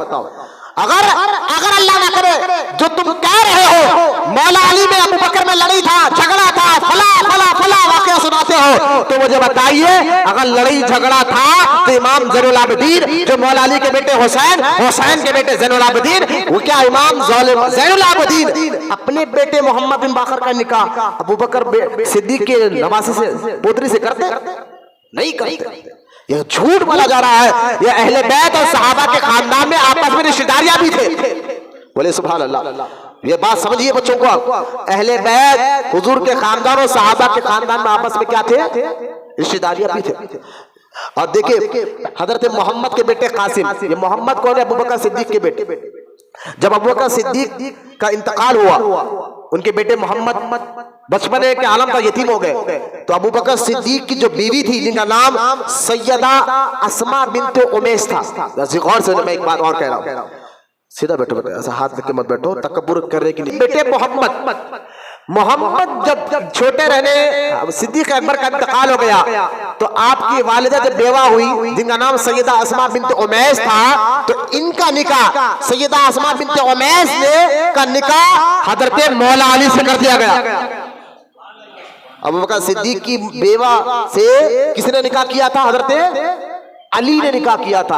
اب مجھے بتائیے کہ مولا علی ابو بکر صدیق کی بیوی سے نکاح کر رہے ہیں, اور تم کہہ رہے ہو کہ نہیں لڑائی تھے, جھگڑے تھے, علی میں جھگڑا تھا, ابو بکر میں جھگڑا تھا. غلط بات ہے, بچوں کو مت بتلاؤ, حقیقت کھول کر بتاؤ. جب آپ کا نکاح ہوا اس وقت محمد جو ہے حضرت علی کی تربیت میں آئے. یہ محمد صدیق اکبر کے بیٹے, ان کو پالا کون؟ مولا علی نے پالا. پھر ان کا جب نکاح حضرت عمر نے کیا تھا, تو ان سے جو بیٹا پیدا ہوا قاسم, اور قاسم کا جب نکاح ہوا تو ان سے جو بیٹی پیدا ہوئی فروا, تو فروا کا نکاح امام زین العابدین نے اپنے بیٹے محمد بن باقر سے کیا, اور جب ان کا نکاح ہوا تو ان کے یہاں بیٹا پیدا ہوا امام جعفر صادق رضی اللہ تعالیٰ عنہ. تو امام جعفر صادق کے دادا علی ہے. غور سے سنے بچے, امام جعفر صادق کے دادا کون ہے؟ علی ہے, اور نانا ابو بکر صدیق ہے. نانا ابو بکر صدیق ہے, کیونکہ امام جعفر صادق کے والدہ فروا ابو بکر صدیق کی بیٹی ہے اولاد میں سے. تو لہذا یہ لڑائی جھگڑے نہیں تھے. میں نسب بتا رہا ہوں امام جعفر صادق کا, کیونکہ شیعہ کہتے ہیں کہ ہم امام جعفر صادق کو فالو کرتے ہیں, ان کے فقہ کو فالو کرتے ہیں, ان کی باتوں کو فالو کرتے ہیں. میں نے کہا کہ جس امام جعفر صادق کا تم فالو کرتے ہو, کبھی ان کے خاندان کے بارے میں بچوں کو بتاؤ, ان کے ننیال کے بارے میں بھی بتاؤ. الغرض امام جعفر صادق 83 ہجری میں مدینہ المنورہ میں پیر کے دن 9 ربیع الاول کو صبح فجر کے وقت پیدا ہوئے. یہ کنلوں کی نیاز جو کرتے ہیں نا, غور سے سنیں آپ, امام جعفر صادق پیر کے دن 9 ربیع الاول کا تاریخ 4 کی ربیع الاول کا مہینہ, اور 83 ہجری میں پیدا ہوئے. اور جب پیدا ہوئے اللہ تعالیٰ نے, کیونکہ امام محمد بن باقر کے بیٹے امام زین العابدین کے پوترے, جن کے یہاں اللہ تعالیٰ نے روحانیت کا ایک اونچا مقام و مرتبہ عطا فرمایا ہے, جس کو غوثیت کبریٰ کہتے ہیں. دیکھیں ولایت میں بھی اللہ تعالیٰ نے درجے رکھے. ولیوں میں کوئی قطب ہوتا ہے, کوئی ابدال ہوتا ہے, کوئی عقبہ ہوتا ہے, کوئی نجبہ ہوتا ہے, کوئی رجبی ہوتا ہے. یہ نام ٹائٹل ہے. کیا ہے یہ؟ جیسا کہ آپ دیکھیں پولیس کا محکمہ ہے, پولیس کا سمجھانے کے لیے آپ کو کہہ رہا ہوں, پولیس کا محکمہ ہے, تو کوئی کانسٹیبل ہے, کوئی ہیڈ کانسٹیبل ہے, کوئی ایس آئی ہے, کوئی سرکل ہے. تو جیسا یہ رینک بدل دے, انسان ہے لیکن رینک بدل رہا ہے, درجے رتبے الگ الگ ہے تو ایک ہی محکمہ پولیس کا, لیکن رتبے درجے ایک نہیں ہے, الگ الگ. اسی طرح ہے تو اللہ کے سارے ولی بہو اللہ کے, لیکن رتبے میں ایک نہیں, درجے الگ الگ ہوتے ہیں. جس طرح پولیس کے محکمے اونچا رینک ایس پی کا ہوتا ہے, کمشنر سے بڑا, DGP سے بڑا. اسی طرح ولیوں کے رینک میں سب سے بڑا رتبہ غوث کا ہوتا ہے. بولے نا محمد صلی اللہ علیہ وسلم. کس کا رتبہ ہوتا ہے؟ غوث سے بڑا درجہ کسی کا نہیں ہوتا ولیوں میں. اب غوث سے بڑا نبی ہوتا ہے, پھر نبی سے بڑا رسول ہوتا ہے. یہ بہت آسان کر جو میں آپ کو سمجھا رہا ہوں تاکہ میری اردو آسانی سے آپ کو سمجھ میں آ جائے. تو یہ رینک کیا ہے؟ غوث ولیوں میں سب سے بڑا درجہ. اچھا, غوث میں بھی دو غوث ہوتے, ایک غوثیت کبرا اور ایک ہوتا ہے غوثیت صغرا. کبرا اور صغرا یہ دونوں بھی نام ذہن میں رکھے. اس کو دوسرے لفظوں میں سمجھیں تاکہ بچوں کو سمجھ میں آ جائے میں کہنا کیا چاہتا ہوں. غوث ولیوں میں سب سے بڑا رتبہ, ٹھیک ہے, اور اس میں غوث میں بھی دو رینک ہوتے ہیں, کبرا اور صغرا. یعنی کبرا بڑا غوث, صغرا چھوٹا غوث. کبرا بڑے کو کہتے ہیں, صغرا چھوٹے کو کہتے ہیں. اب غور کریں, غوثیت کبرا, یہ غوثیت کبرا کیا ہے؟ بڑے غوث. ان سے بڑا رتبہ اب صرف نبی کا ہے, اور اس سے بڑا درجہ, نبی سے بڑا درجہ رسول کا ہے. یعنی نبی کے بعد اگر کسی کا درجہ ہوتا ہے تو وہ غوثیت کبرا کا ہوتا ہے.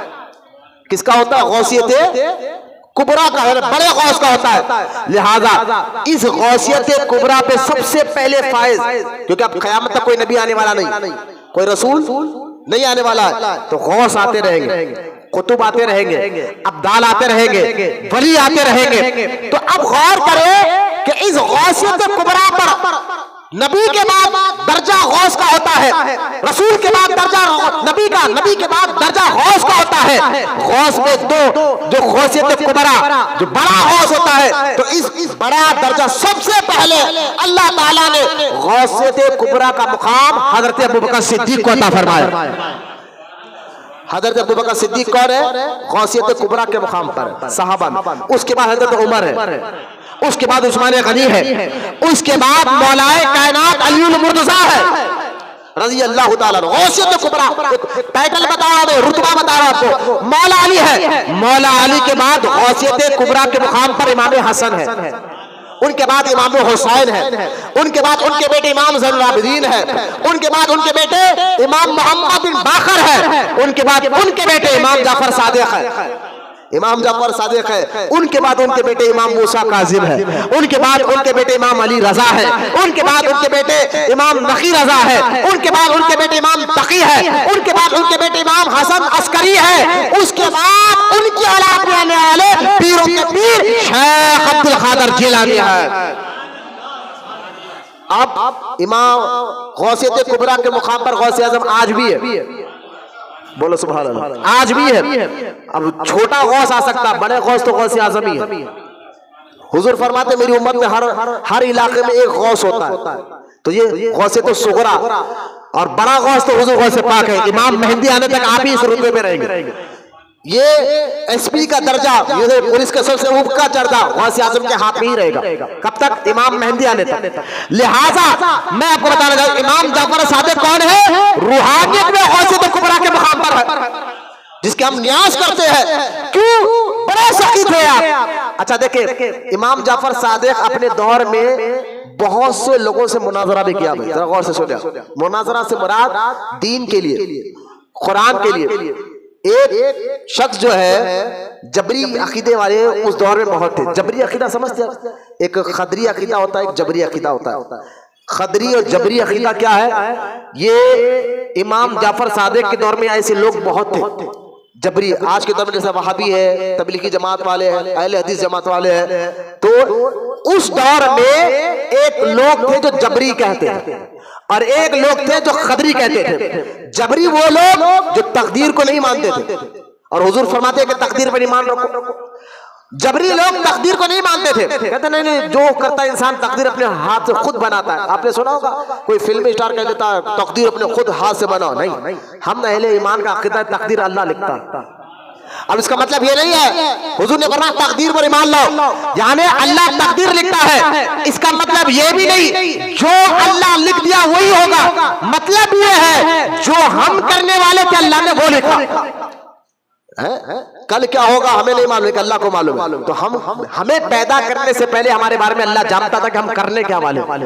کیونکہ عالم الغیب و شہادہ ہے اللہ تعالیٰ. لہذا اس لیے حضور فرماتے تقدیر پر ایمان لاؤ. تو کچھ لوگ امام جعفر صادق کے دور میں تقدیر کا انکار کر رہے تھے. یہ ایمان کا حصہ ہے تقدیر پر ایمان لانا. اسلام کے لیے ضروری ہے تقدیر کو یقین کرنا. تو جعفر صادق کے دور میں لوگ کہتے ہیں نہیں تقدیر کچھ بھی نہیں ہے, انسان اپنے ہاتھ سے تقدیر بناتا ہے. تو یہ ملک شام میں یہ فرقہ بہت پھیلا. ملک شام میں اتنا پھیلا اس دور جو بادشاہ تھا اس کا نام تھا ہشام بن عبد الملک. اس نے اپنے محل میں بلایا اس کو اور اپنے دور کے اور بڑے بڑے علماء سے مناظرہ کرا. تو یہ شخص جو ہے نا جو تقدیر کو نہیں مانتا تھا, سارے بڑے بڑے علماء مولانا کو ہرا دیا. ہرا کر ہنسنے لگا, کوئی میرے سے مقابلہ نہیں کر سکتا, میں جو کہہ رہا ہوں وہی سچ ہے. بادشاہ سے کہا اور کوئی ہے تو بلاؤ, میں اس سے بات کروں گا. بادشاہ حیران ہو گیا, بڑے بڑے علماء کوئی ہرا رہا ہے. تو اس نے کیا کیا, ملک شام سے خط لکھا مدینہ منور. اس وقت امام محمد بن باقر بحیات تھے, زندہ تھے.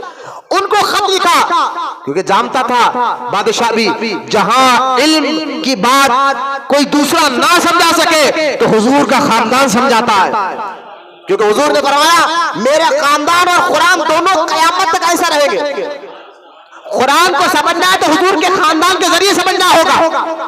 تو لہذا بادشاہ جانتا تھا اگر میں نہیں سمجھا سکا تو لہذا بڑے بڑے علماء نہیں سمجھا سکے, اب حضور کے خاندان کی باری ہے. اس نے خط لکھا امام محمد بن باقر کو کہ فوراً یہاں پر آئیے ملک شام, یہاں کے مسلمانوں کا عقیدہ خراب ہو رہا, لوگ تقدیر کا انکار کر رہے ہیں, اس کی وجہ سے اس سے مناظرہ کرے. ملک شام کے بڑے بڑے مولانا اس سے ہار گئے ہیں. تو امام محمد بن باقر اس وقت آپ کی عمر بہت زیادہ تھی, ضعیف ہو چکے تھے, سفر کر سکے اتنی طاقت نہیں تھی بظاہر جسم پاک میں. تو آپ نے کیا کیا, اپنے بیٹے امام جعفر صادق کو بھیجا. اور سبحان اللہ, ذرا کنوں کی نیاز کرتے ہو تو ذرا جانو تو بھی وہ کون ہے, کیا سخاوت تھی, کیا ان کے پاس کرم تھا. امام جعفر صادق کی عمر اس وقت 13 سال تھی. غیر میرا کیا کتنے سال تھی, 13 سال تھی. امام محمد بن باقر نے کیا کیا, اپنے بیٹے جعفر صادق کو کہا تم جاؤ. اب خادم نے, جو بادشاہ کا خادم تھا, اس نے کہا حضرت بچے کو لے جا کر کیا کروں, وہاں تو بڑے بڑے مولانا ہار گئے اس سے. کہا نہیں لے جاؤ, یہ میرا بیٹا ہے, علی کی اولاد ہے, وہ ہے علی جس کے بارے میں فرمایا تھا حضور نے میں علم کا شہر ہوں تو علی اس کا دروازہ ہے, یہ ان کا خاندان کا بچہ ہے, جاؤ لے جائے گا. اب یہ لے کر خادم ملک شام پہنچا. بادشاہ بھی دیکھ کر حیران ہو گیا, یہ بچے کو کیوں لایا, ان کے والد کو کیوں نہیں لا. کہا حضور وہ تو نہیں آئے, بچے کو بھیج دے. فرمایا یہ کیا کریں گے شہزادے, کیا کریں گے, 13 سال کا بچہ, یہاں بڑے بڑے مولویوں کو اس نے ہرا دیا ہے, یہ بچہ کیا کرے گا. امام جعفر صادق نے فرمایا بادشاہ سے, بادشاہ اللہ پر یقین رکھیے اور اس کو بلائیے, میں اس کو جواب دوں گا, اور آپ پریشان مت ہوئیے, اللہ عزت دے گا. بولو نا سبحان اللہ, اللہ تعالیٰ عزت دے گا. تو اب بادشاہ کہنے لگا ٹھیک ہے, اس کو بلایا گیا. تو اس وہاں کے ملک شام کے دمشق کے بڑے بڑے علماء بھی آئے. انہوں نے کہا بادشاہ اتنا بچہ کیا مناظرہ کرے گا, ہم ہار گئے اس سے, یہ بچہ کیا کرے گا, 13 سال کا بچہ. تو بادشاہ نے کہا تم نے کیا کیا, جب تم ہار گئے خاموش رہو, اب بچہ ہے, اگر اللہ نہ کرے اتفاق سے ہار جاتا بچہ, ہم اس کو کہیں گے بچہ ہے, ہم بڑوں کو بلائیں گے کہیں گے. لہذا بادشاہ نے ان کو خاموش بٹھایا. امام جعفر صادق مسکرائے, 13 سال کی عمر ہے, ذہن میں رکھے, یہ ہوتا ہے خاندان اہل بیت, یہ ہوتا ہے کہ علم جو سینہ بہ سینہ ان کے دلوں میں ڈالا جاتا ہے. اس لیے حضور فرماتے ہیں قرآن میرے جانے کے بعد ایک قرآن, دوسرا میرے خاندان کے دامن کو مضبوطی سے پکڑے رہو, تم کامیاب رہو گے, تم کامیاب ہو گئے. لہٰذا امام جعفر صادق نے اس کو بلایا. بلا کر اس نے کہا کہ آپ مجھ سے لڑیں گے, مناظرہ کریں گے, میں تو آپ کے بڑے بڑے مولانا کو ہرا دیا. آپ نے فرمایا میں اللہ کے فضل سے تجھ سے بات کروں گا. اور امام جعفر صادق جس سے بھی مناظرہ کرتے تھے 2 سے 3 منٹ کا رہتا تھا, زیادہ لمبا نہیں جاتے تھے. یہ علی کا بیٹا ہے نا, زیادہ لمبا 2 سے 3 منٹ سامنے والا جھک جاتا تھا. آپ نے امام جعفر صادق نے اسے کہا کہ تو سورہ فاتحہ پڑھ پہلے. کہا بالکل پڑھتا ہوں. اس نے سورہ فاتحہ پڑھی. اس نے جب سورہ فاتحہ پڑھتے پڑھتے یہاں پر آیا ایاک نعبد و ایاک نستعین, امام جعفر صادق نے اس کو روک کر فرمایا اچھا اب اس کا ترجمہ کر اوپر سے الحمدللہ رب العالمین, تمام تعریف اللہ کے لیے, الرحمن الرحیم جو رحمان ہے رحیم ہے, مالک یوم الدین جو روز جزا کا مالک ہے, ایاک نعبد و ایاک نستعین جو ہم اللہ کی عبادت کرتے ہیں اور اللہ ہی سے مدد مانگتے ہیں. اللہ کی عبادت کرتے ہیں، اللہ ہی سے مدد مانگتے ہیں۔ امام جعفر صادق نے فرمایا اس آیت کو پھر سے پڑھ، کہا ایاک نعبد و ایاک نستعین، پھر اس کا ترجمہ کر۔ تو اس نے کہا میں اللہ کی مدد سے اللہ کی عبادت کرتا ہوں، اللہ ہی سے مدد مانگتا ہوں۔ امام جعفر صادق نے فرمایا بس مسئلہ ختم ہو گیا، تو کہتا ہے مجھے کسی کی ضرورت نہیں ہے، تقدیر خود بناتا ہے بندہ، یا تو پھر اللہ سے مدد کیوں مانگ رہا ہے؟ اگر بندہ خود اپنی مرضی سے کام کر سکتا ہے تو پھر مدد کس چیز کی مانگ رہا؟ بولو نا سبحان اللہ۔ کیا جواب امام جعفر صادق 13 سال کی عمر میں دے؟ اس نے کہا حضور مجھے معاف کر دیجئے، میں تقدیر پر ایمان لاتا ہوں۔ یہ ہے امام جعفر صادق کا مناظرہ۔ اچھا ایک دہریہ آیا امام جعفر صادق کی خدمت میں۔ دہریہ سمجھتے ہیں آپ؟ دہری لوگ جو اللہ کو نہیں مانتے، خدا کو مانتے ہی نہیں، وہ کہتے کہ یہ وجود، یہ آسمان، یہ چاند، یہ سورج، یہ تارے یہ خود بخود بن گئے، اس کو کسی نے بنایا نہیں۔ اس کو کہتے ہیں عربی میں دہریہ۔ ایسے دہریے بھی امام جعفر صادق کے دور میں بہت تھے۔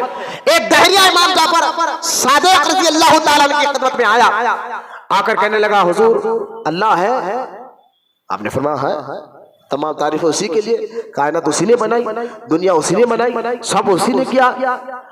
تو اب اس نے اپنے جیب سے ایک شیشہ نکالا، غور کریں ذرا کیسے لوگ تھے، کیسے سوال کرتے تھے، اور یہ علی کے بیٹا ہے، علی کا بیٹا ہے، لہذا ایک شیشے کو جبک سے نکالا اور نکال کر فرمایا کہ میرا سوال آپ سے یہ ہے، آپ کہہ رہے کہ اللہ ہے تو مجھے آپ جواب دیجئے، کیا اللہ تعالی زمین اور آسمان کو اس شیشے کے اندر لا کر بند کر سکتا ہے؟ بند کر سکتا ہے؟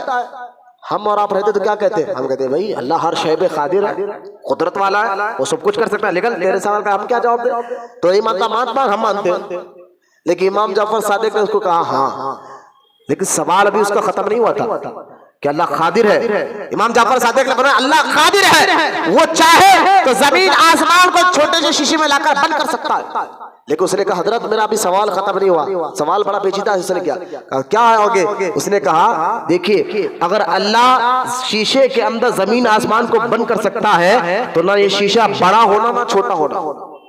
میرا سوال یہ ہے آپ سے بھائی، اگر میں کپڑے تھیلی کے اندر، خالی تھیلی کے اندر کوئی سامان رکھوں تو تھیلی تو بڑی گئی، وہ کہہ رہا ہے کہ اگر تھیلی بڑھنا نہ چھوٹی رہنا، جیسی ویسی رہنا، اور سامان بھی رہنا اس کے۔ اب بتائے سوال ایسا ہے اس کا، اور جواب علی کا بیٹا دے گا۔ امام جعفر صادق رضی اللہ تعالیٰ عنہ نے فرمایا کہ سن اللہ یہ بھی طاقت رکھتا ہے، قدرت رکھتا ہے، زمین آسمان کو باٹل کے اندر بند کر دے، نہ باٹل بڑھے گا نہ چھوٹا ہوگا، جتنا ایسا ہی رہے گا۔ اس نے کہا حضور اس کا ثبوت دیجئے۔ بولے تو نہیں ہوگا، ہم تو مانتے نہیں اللہ کی طاقت کو، آپ مانتے تو ثبوت بھی دیجئے، اس کا کوئی پروف بھی دیجئے۔ امام جعفر صادق نے فرمایا ہاں اس کا پروف ہے، وہ بھی تیرے جسم کے اندر ہی رکھا ہوا ہے۔ بولو نا تیرے جسم کے اندر اس کا ثبوت رکھا ہوا ہے۔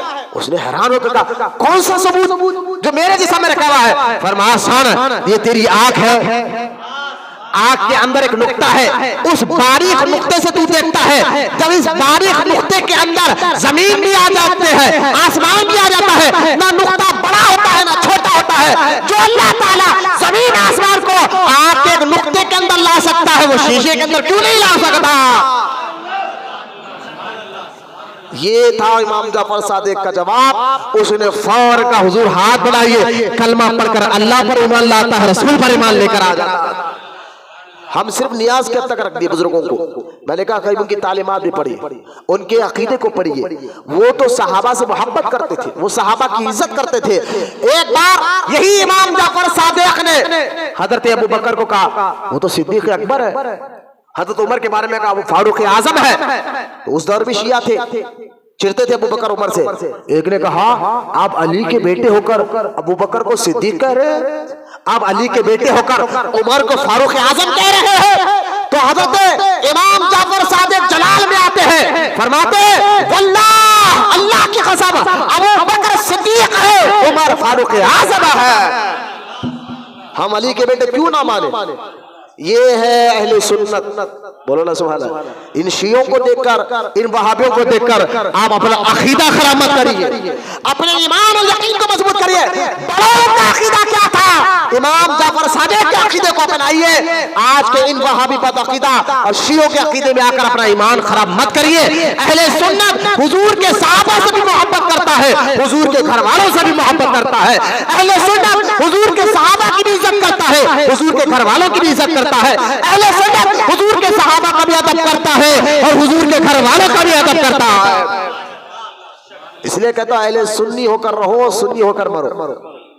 آپ کا جو عقیدہ ہے وہ یہی عقیدہ بڑوں کا بھی تھا۔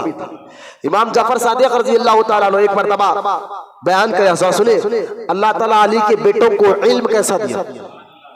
ایک بار بیان کیا اور بیان کر فرمایا، لوگوں اللہ تعالیٰ نے ہمیں علم جعفر میں، جعفر ایک قسم کا علوم، ایک علم ہوتا ہے، فرمایا ایک علم جعفر لال کلر کا دیا، ایک علم جعفر وائٹ کلر کا دیا، اور ایک مصحف فاطمہ اللہ تعالیٰ نے ہم علی کے خاندان ہی کو عطا فرمایا، جو بی بی فاطمہ کی اولاد۔ اب لوگوں نے پوچھا امام جعفر صادق سے، حضور یہ وائٹ علم جعفر کیا ہے، لال علم جعفر کیا ہے، مصحف فاطمہ، مصحف کہتے ہیں کتاب کو، فاطمہ کی کتاب کیا ہے یہ آپ ہی بتا سکتے ہیں؟ تو امام جعفر صادق نے فرمایا، لوگوں وائٹ لال کلر کا جعفر ایک قسم کا علم ہے جو اللہ تعالیٰ نے ہم اہل بیت کو ہی دیا، علی اور فاطمہ کی اولاد ہی کو دیا، نبی کے ذریعے دیا۔ بولو سبحان اللہ۔ فرماتے حضور اس کا علم کا مطلب کیا ہے؟ تو آپ فرماتے امام جعفر صادق جو لال کلر، جو سمجھانے کے لیے کہا لال کلر کا جو علم ہے جس کو علم جعفر کہا جاتا ہے، وہ علم ہم خاندان علی کے بیٹوں کو دیا گیا۔ اس علم میں اللہ تعالیٰ نے ہم اہل بیت کو، نبی کے گھر والوں کو ایسی دعائیں عطا فرمائی، ہم وہ دعا پڑھ کر جو کہتے ہیں اللہ وہ کام کر دیتا ہے۔ بولو سبحان اللہ۔ یعنی میں آگے چل کر بتاؤں گا، لیکن ہم اس دعا کو ہمیشہ استعمال نہیں کرتے، کیونکہ اگر کوئی ہمارا دشمن ہو جائے اور ہمارے بارے میں غلط بولے تو ہم پہلے صبر کرتے ہیں۔ یہ اختیار رکھتے، پاور رکھتے بھی صبر کرتے۔ یہ عاجزی تھی علی کے بچوں، یہ انکساری تھی علی کے بچوں کی۔ فرمایا یہ علم جعفر ہے جو لال کلر کا، اور جو سفید کلر کا علم ہے تو امام جعفر صادق رضی اللہ تعالیٰ عنہ فرماتے ہیں کہ لوگوں سنو، ایک قرآن تم پڑھتے ہو، قرآن کا ایک ظاہری معنی ہوتا ہے لیکن قرآن کا ایک باطنی معنی ہوتا ہے۔ ایک بات ہے، سستی، کاہلی، بے چینی کو ختم کریے، یہ باتیں سیکھنا ہے آپ کو، ورنہ صبح بھی آپ کو ختم یوں ایزی میں لڑا گیا، کیا نیاز کر رہے ہیں، میں نیاز بتاؤں گا بھی چل کے۔ امام جعفر صادق نے فرمایا سنو، وہ جو علم جعفر جو وائٹ کلر کا اللہ نے ہمیں عطا فرمایا، علی کے بچوں کو عطا فرمایا، وہ کیا ہے؟ ورنہ قرآن کا ایک ظاہری مطلب ہوتا ہے، ایک باطنی مطلب ہوتا ہے۔ لوگ قرآن کے ظاہری مطلب کو جانتے ہیں لیکن علی کی اولاد ظاہری مطلب کے ساتھ ساتھ قرآن کے باطنی مطلب کو بھی جانتے ہیں۔ قرآن تو قرآن ہے۔ امام جعفر صادق فرماتے ہیں کہ جتنی کتابیں نبیوں پر اتری، توریت اتری، زبور اترا، انجیل اترا، جتنے صحیفے نبیوں پر اترے ہیں، امام جعفر صادق فرماتے ہیں اس کا ظاہری معنی بھی ہم جانتے ہیں، اس کا باطنی معنی ہم جانتے ہیں۔ شاید بچوں کو یہ بات بہت پسند دکھ رہی ہوگی، ظاہری باطنی کیا ہے، تو اس کو تھوڑا آسان کر کے سمجھا دو کہ بچے سمجھ میں آ جائے۔ آج آپ نہیں سیکھیں تو سیکھیں گے کب آپ کب وہ ظاہری باطنی کا مطلب میں آپ کو ایک حدیث سے سمجھا دوں، اس کا مطلب تاکہ آپ کو یہ بات سمجھ میں آ جائے کہ میں کہنا کیا چاہ رہا ہوں، آپ کو بات آسانی سے سمجھ میں آ جائے۔ سنو، دیکھیں ایک صحابی حضور کی بارگاہ، اس حدیث سے آپ کو ظاہری اور باطنی کا مطلب سمجھ میں آ جائے، آپ سب کو سمجھ آ جائے گا اور آسان سے سمجھ میں آ جائے گا۔ میں آپ کے چہرے دیکھ رہا ہوں، میری بات کو دیکھے، سمجھے اور بتائے کہ مولانا ہم آپ کی بات کو سمجھ رہے ہیں، اور مجھے بھی یقین ہو کہ میں شیروں کے سامنے غذا رکھ رہا ہوں، گیدڑوں کے سامنے نہیں، شیروں کے سامنے غذا رکھ رہا ہوں، تو چہرے پہ دیکھ رہا ہوں میں آپ کے چہرے۔ سنیں حدیث کا آتا ہے، ایک صحابی حضور کی بارگاہ میں آیا اور آ کر فرمایا کہ یا رسول اللہ افضل عبادت کیا ہے؟ سرکار نے فرمایا ماں کی خدمت ہے، وہ چلے گئے۔ دوسرے صحابی ہے، انہوں نے آ کر کہا یا رسول اللہ افضل عبادت کیا ہے؟ سرکار نے فرمایا نماز ہے۔ اب سوال یہ اٹھتا ہے کہ دونوں کا سوال ایک تھا، جواب الگ الگ، دونوں نے ایک ہی سوال کیا حضور سے، افضل عبادت کیا ہے؟ ایک کو کہا ماں کی خدمت ہے، دوسرے کو کہا نماز ہے۔ سوال یہ اٹھتا ہے کہ سوال ایک تھا، جواب الگ الگ کیوں؟ جواب الگ الگ کیوں؟ تو اصل میں یہاں باطنی علوم ہے، اللہ تعالیٰ غیب کی باتیں اپنے نبی کو بتاتا ہے، باطنی کا مطلب غیب کی باتیں، باطنی کا مطلب کیا؟ غیب کی باتیں. اور نبی اپنے گھر والوں کو بتاتے ہیں، اللہ رسول کو بتاتا ہے، اور رسول اپنی اولاد کو بتاتے ہیں. اب سنیں، جس صحابی کو حضور نے فرمایا نا کہ سب سے افضل عبادت ماں کی خدمت ہے، جب وہ صحابی حضور کو آ کر سوال کرتے، حضور نے دیکھا باطن کو، یعنی اللہ کے عطا سے حضور نے دیکھا یہ صحابی نماز بھی پڑھ رہے، روزہ بھی رکھ رہے، سارے کام اچھے، ذرا ماں کی خدمت میں گڑبڑی کر رہے، سارے کام تو اچھے کر رہے، ماں کی خدمت میں گڑبڑی کر رہے. ان کو فرمایا جاؤ ماں کی خدمت افضل عبادت ہے. یہ ہوتا ہے باطنی علم. ہماری عادتوں کو دیکھ لیتے ہیں، ہم کیا سوچ رہے ہیں، ہم کیا کر رہے ہیں. یہ باطنی علم جو ہم جانتے ہیں، لیکن اللہ کے بتانے سے اس کے رسول بھی جانتے ہیں، اور اللہ رسول کے بتانے سے بزرگان دین بھی جانتے ہیں. اس کو کہتے ہیں باطنی علم. اور دوسرے صحابی جو آئے تھے، کہا نا حضور افضل عبادت کیا ہے؟ تو حضور نے دیکھا اپنے علم سے اللہ نے جو ان کو عطا فرما، ہاں نماز تو پڑھ رہا، روزہ تو رکھ رہا، ساری عبادت اچھے کر رہا، لیکن نماز میں تھوڑی گڑبڑی کر رہا، سستی کر رہا، فرمایا نماز افضل عبادت ہے. بول محمد سبحان اللہ. امام جعفر صادق فرماتے ہیں اللہ تعالیٰ نے ہمیں قرآن کا ظاہری علم بھی دیا اور باطنی علم بھی عطا فرمایا ہے. بولو محمد سبحان اللہ. ظاہری علم بھی دیا اور باطنی علم بھی عطا فرمایا ہے. اب تیسرا، لوگوں نے پوچھا حضور یہ جو کہا مصحف فاطمہ کیا ہے؟ جو آپ کہہ رہے ہیں اللہ نے علی کے بچوں یعنی فاطمہ کے بچوں کو یہ علم دیا، جس کو مصحف فاطمہ کہتے ہیں. مصحف کہتے ہیں عربی میں کتاب کو. کس کو کہتے ہیں؟ کتاب کو کہتے ہیں.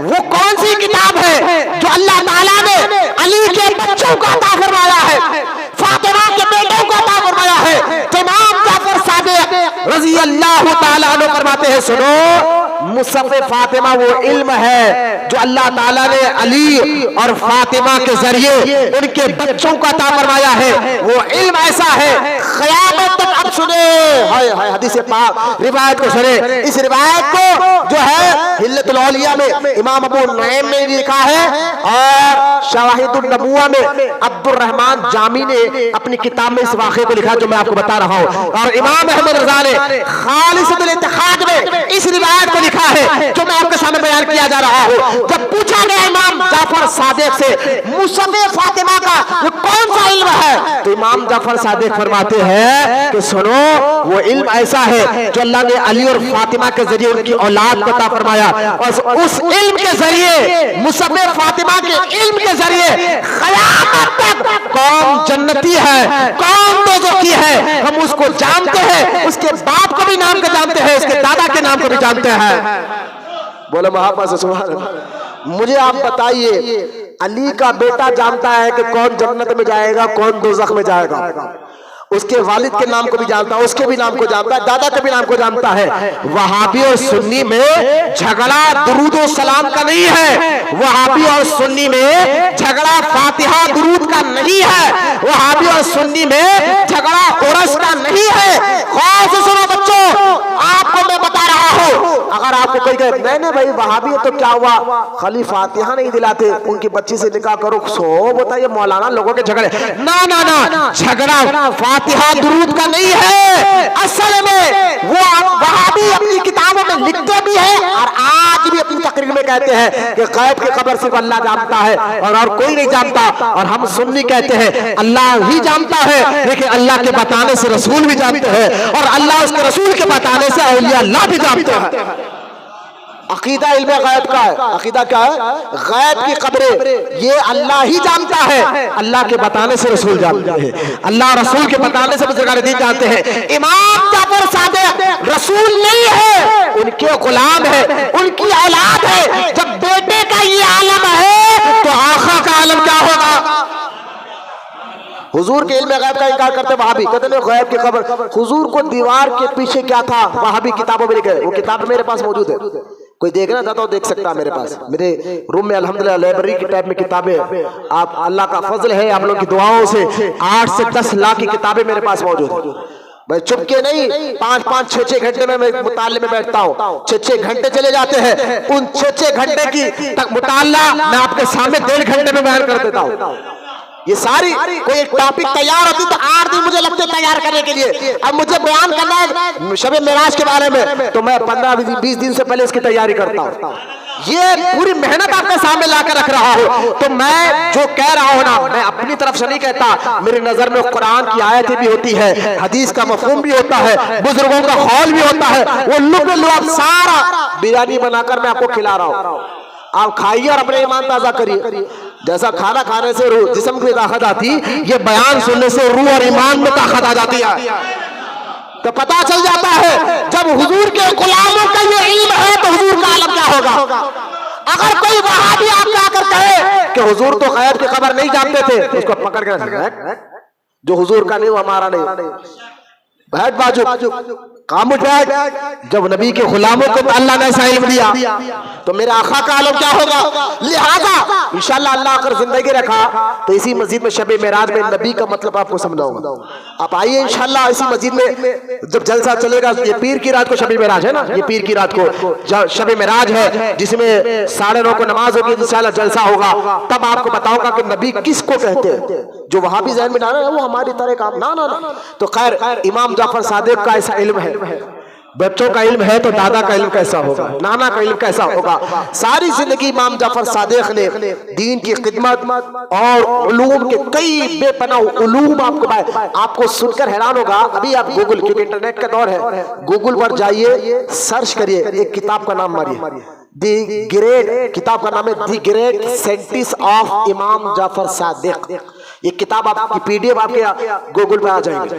ہاں, اس کتاب کو کوئی عالم نہیں, انگلینڈ کے ایک بہت بڑے سائنٹسٹ نے لکھا.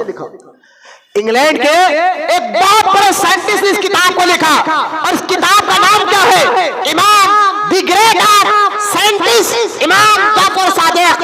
امام جعفر صادق جہاں قرآن کا علم بے پناہ تھا, جہاں حدیث کا علم بے پناہ تھا, اللہ تعالیٰ نے علی کے ان بچوں کو ایسے ایسے علم عطا فرمائے ہیں کہ آپ نے سورج کے بارے میں بتایا, تاروں کے بارے میں بتایا, بیماریوں کے بارے میں بتایا, زمین کے بارے میں بتایا, آسمان کے بارے میں بتایا, مشرق کے بارے میں بتایا, مغرب کے بارے میں بتایا, جنوب کے بارے میں بتایا, آفتاب کے بارے میں بتایا. ایسا علم بہایا.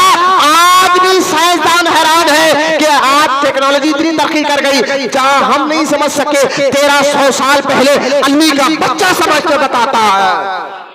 ہاں, آج ہم نہیں سمجھ سکے. سائنٹسٹ کہتے ہیں جن باتوں کو وہ علی کا بیٹا سمجھا 1300 سال پہلے سمجھا. آج ٹیکنالوجی ہے نا بھائی, کوئی چیز سمجھنے کے لیے ایک سے ایک مشینری ہے, ایک سے ایک آلے ہیں, ایک سے ایک چیزیں ہیں. ٹیکنالوجی کی دورہ چل رہا ہے, لیکن قربان جائے امام جعفر صادق پر.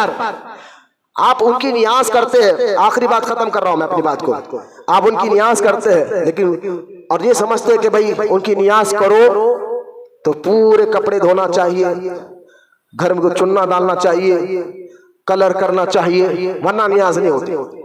میں کہتا ہوں بھائی یہ چیزیں ہمارے اندر سے نکالنا ہوگا.